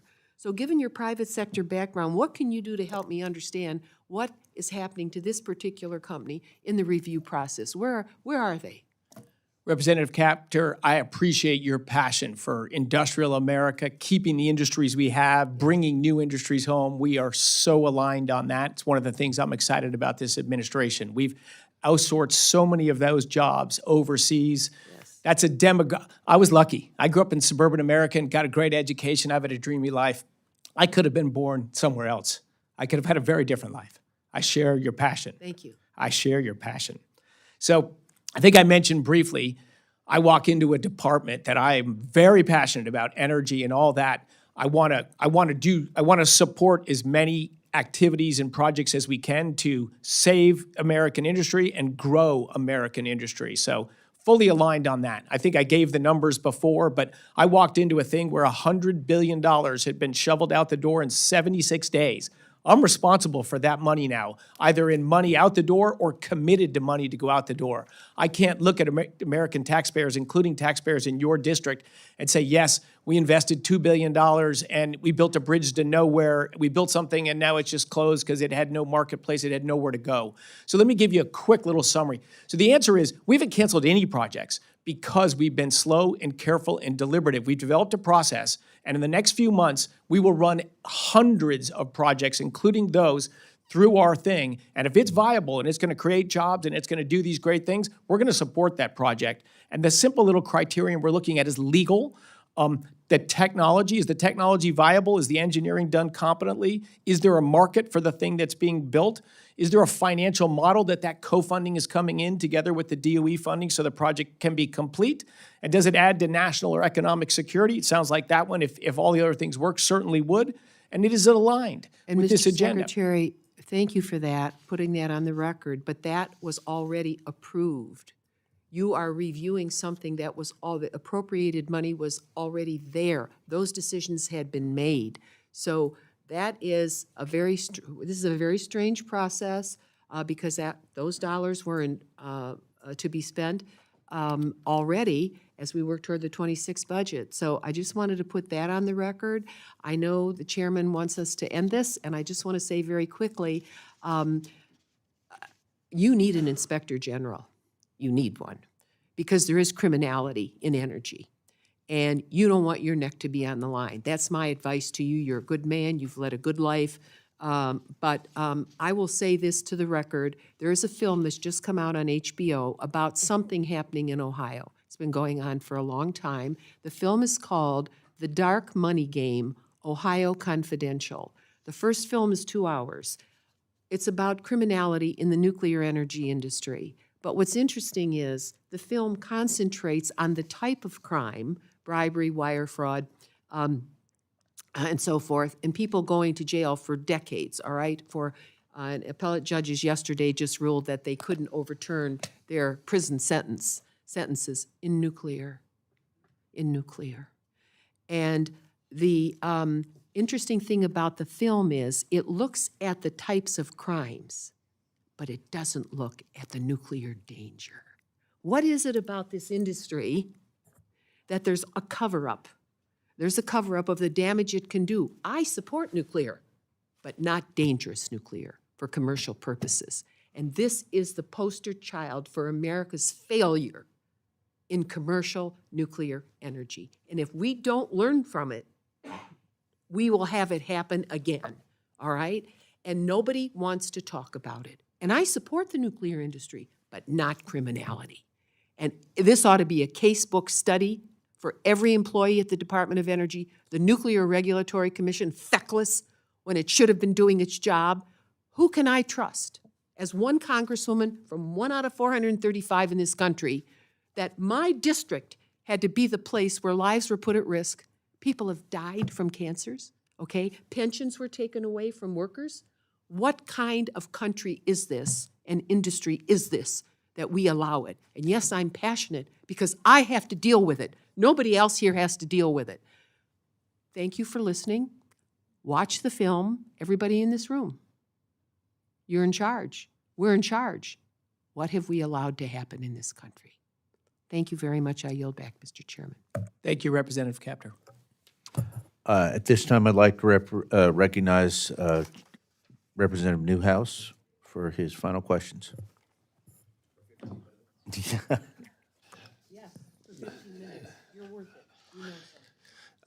Thank you, Mr. Secretary, for your indulgence. I just had a couple more things I wanted to bring up real quickly. The first has to do with the Bonneville Power Administration. And let me just say, I do appreciate the efforts that are going in on behalf of the federal government by this administration to reduce spending. It's something we have to get at control of. Government waste and taxpayer funds.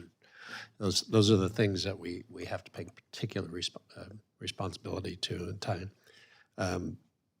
However, with the Bonneville Power Administration, that's an organization, as you know, that does not receive federal funds, and they've been impacted by these efforts. We've lost 200 employees up to date, which is significant.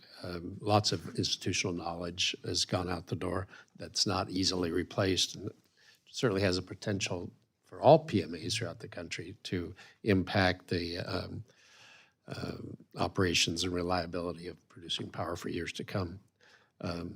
So I just wanted to bring that up, ask you how these reductions have affected your agency and what kinds of precautions that you're taking to ensure that they don't impact the grid reliability and raise electricity costs. So great question, and it is a concern for us as well in the department.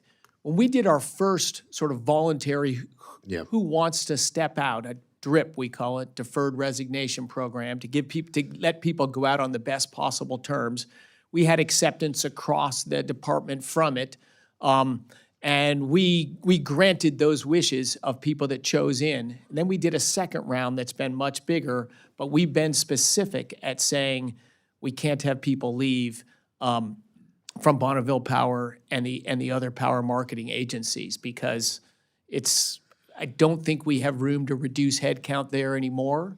And so I think, and when I arrived, and I only learned this in the last, few weeks, that Bonneville Power Administration was already well below its sort of desired staffing. So absolutely true. that gap was much bigger than the 100 or 200 people that have left since then. It was already several hundred short. So there'll be no more shrinkage in headcount at Bonneville Power. And one of the key things there is in all of these things is to make sure we're delivering on the mission, make sure that thing is getting done, that the power is being marketed, transmitted, and bettering the lives of the citizens all in that region. So I understand your concern there, and we share it, and Good. we'll keep I appreciate that. keeping headcount flat there. Appreciate that commitment. And then I wanted to jump to another thing that I'm very proud of in the state of Washington, and that's Pacific Northwest National Laboratory. As you probably know, they're celebrating 60 years of scientific brilliance, and I hope we can add that to your list of things. You're going to have to be in Washington for a few days. You know that, don't you? I do, and I'm okay with that.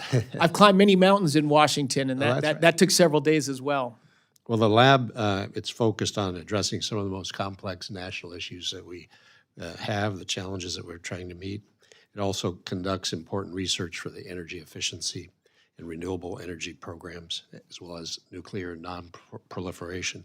So lots of crucial funding in offices of the EERE, Office of Science.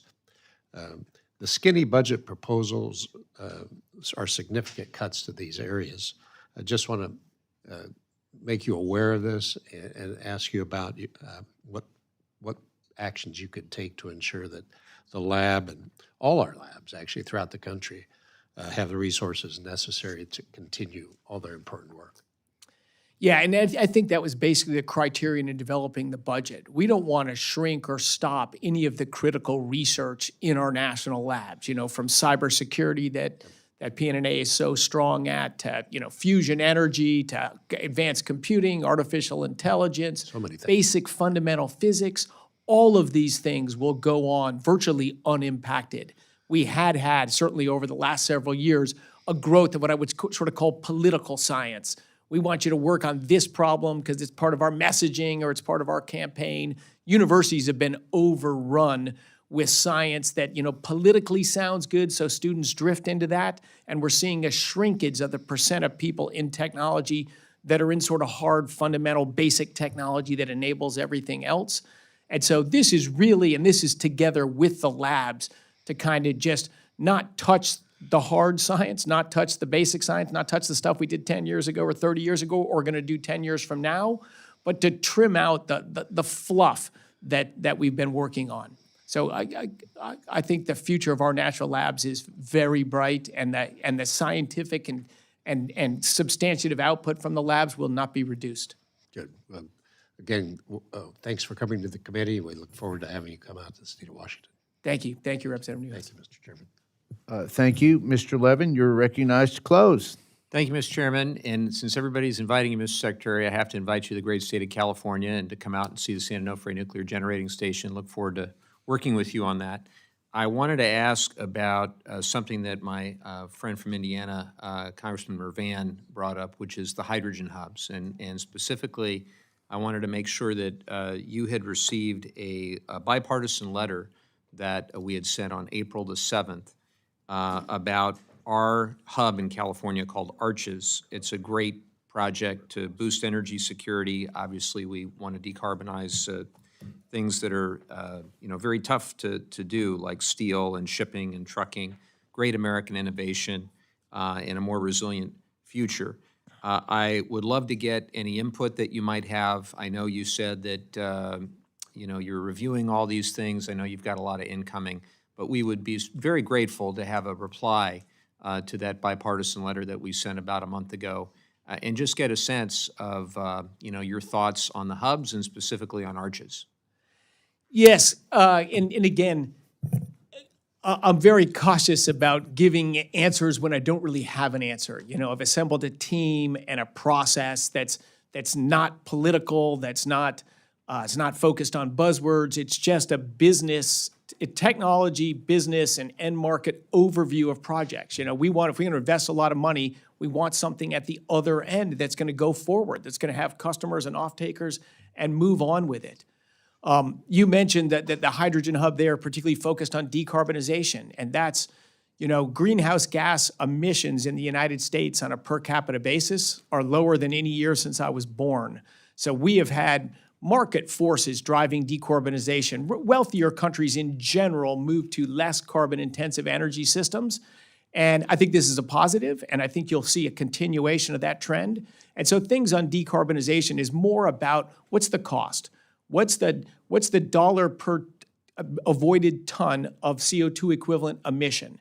And is it, and if that dollar per ton is low and market forces, buyers of those products or users of that will pay that cost to drive that process, that's great. That's technology at work and customers coming into a marketplace to drive things forward. So that's basically the criterion. Is the technology viable? What does the engineering show? What does it look like the end cost might be? Is there a marketplace of people willing to pay that cost? That's we're letting kind of the marketplace of businesses and people to decide what's viable and not what's viable, not what we like or what we don't like. It's just sort of an objective business and technological evaluation. When do you anticipate we might get a reply? This summer. I wish it was faster. In the 100 days, one of the things that slowed me down is getting qualified business professionals inside of the house and then develop a independent thing that every project will go through the same thing, and we'll get results out. But that is now rolling. People are in there, and so it's I wish it had been last month. But to me, it's more important to get sort of the right answers because we've got limited amount of resources, right? We want to get the greatest bang for the buck for every resource we deploy. I share your desire to get the greatest bang for the buck. I guess I want to unpack or understand a little bit about how you evaluate the cost benefit of different types of electricity generation. So before you talked about geothermal being something that was intriguing to you. I don't want to mischaracterize what you said, but relatively low cost and high benefit. We've talked a lot about nuclear. Of course, nuclear has a very high levelized cost of energy, new nuclear compared to certain other sources, but also has significant benefits too. We got to fix the back end of the fuel cycle, as I will repeatedly say. Yes. Can you speak to how you evaluate other sources of electricity? We talked a bit about solar. I'd love to get your thoughts on. I want to figure out how we can best work with you, is what I'm trying to say. Yes. Yeah. So again, great question, as were your previous ones.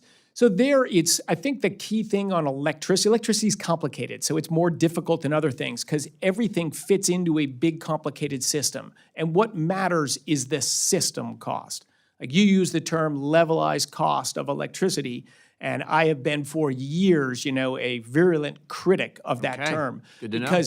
Because it treats electricity as if it's like your gas tank. You put a little bit in, and you take a little bit out, and you put a little bit. It's just not how electricity works. At every moment in time, you have to balance supply and demand. So the most critical design for an electricity grid is at peak demand. You got to supply electricity at peak demand or people die. Texas lost over 200 people by not meeting electricity at peak demand. They died in our country. Think of how we'd feel with 250 additional murders. And so on Inauguration Day here in PJM, 65 million people, 13 states, 4 a.m. was peak demand for PJM this year. And at that time, we got 44% of the electricity from gas, 22% from coal, 22% from nuclear, 6% from hydro, 4% from oil. That tells you the grid was very tight, 2% from wind and 0% from solar.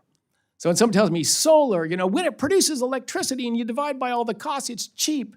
Well, but what is it doing? When the sun is shining and it's giving electricity, it just means all the other kit has to reduce its output because all that other kit has to be there at 4 a.m. on January 21, or in this case, thousands of people would have died, would have frozen to death.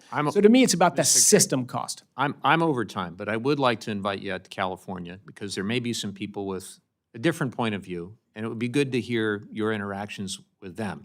Would you commit to that? Oh, absolutely. I love nothing more. Fantastic. I love nothing more to engage. And in fact, I will be in the Bay Area very end of May visiting SLAC, Lawrence Livermore, and Lawrence Berkeley Labs. Yeah, and I'll be there for several days. Now, I'm biased towards Southern California, so we got to invite you I down. think I'm briefly going to be at the Reagan Library in Southern California as well, like at the end of that trip to California. But yes, passionate about this, and I love to engage with people that have different perspectives than me on energy. That's how I learn. Thank you. Appreciate it. I'll yield back over time. Thank you, Thanks, Congressman. Scott. Mr. Chairman, thank you.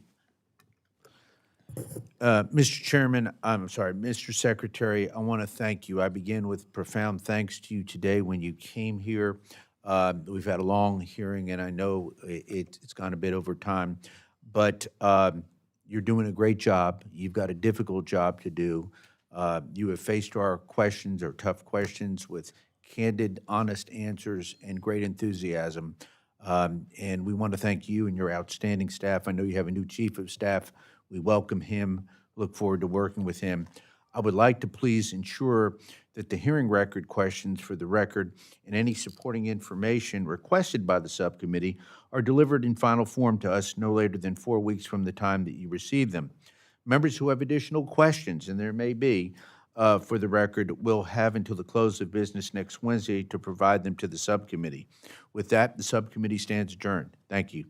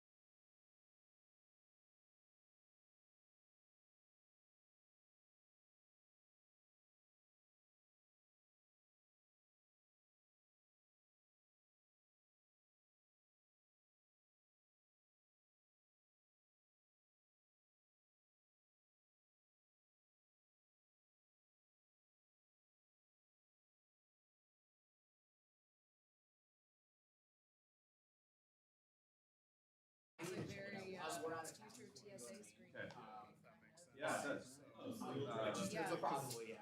But we, or I'm doing like, I'm going to Burlington, Vermont for my bachelor party, and I'm doing like, we're already planning right now. Yeah, just a couple. If you have recommendations in Burlington, let me know. Yeah, I've heard about both. I've been on the committee. Laura? Hetty Topper. I mean, it's, I say, yes, there is. I say Laura, that's what I, but everyone says Laura. They have a draft in Kansas where they're not with dynamic. Yeah, I mean, I say prefer Laura, but focal people banner do. over I mean, Hetty Topper, over. They're, Right, exactly. Laura. Rainer, good to see you. I've been on the committee for a long time, but I've only been on energy water. My background is on.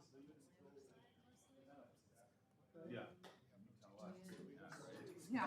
Some of the financial services. That's not a bachelor. Yeah. Yes. It's that combination, so those are the details where you can actually try to see. Oh, yeah, it's very expressive.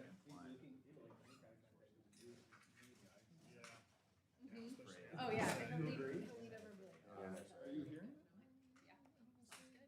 Yeah. Thumbs up, man. Are we bringing that back to the office? We should probably try this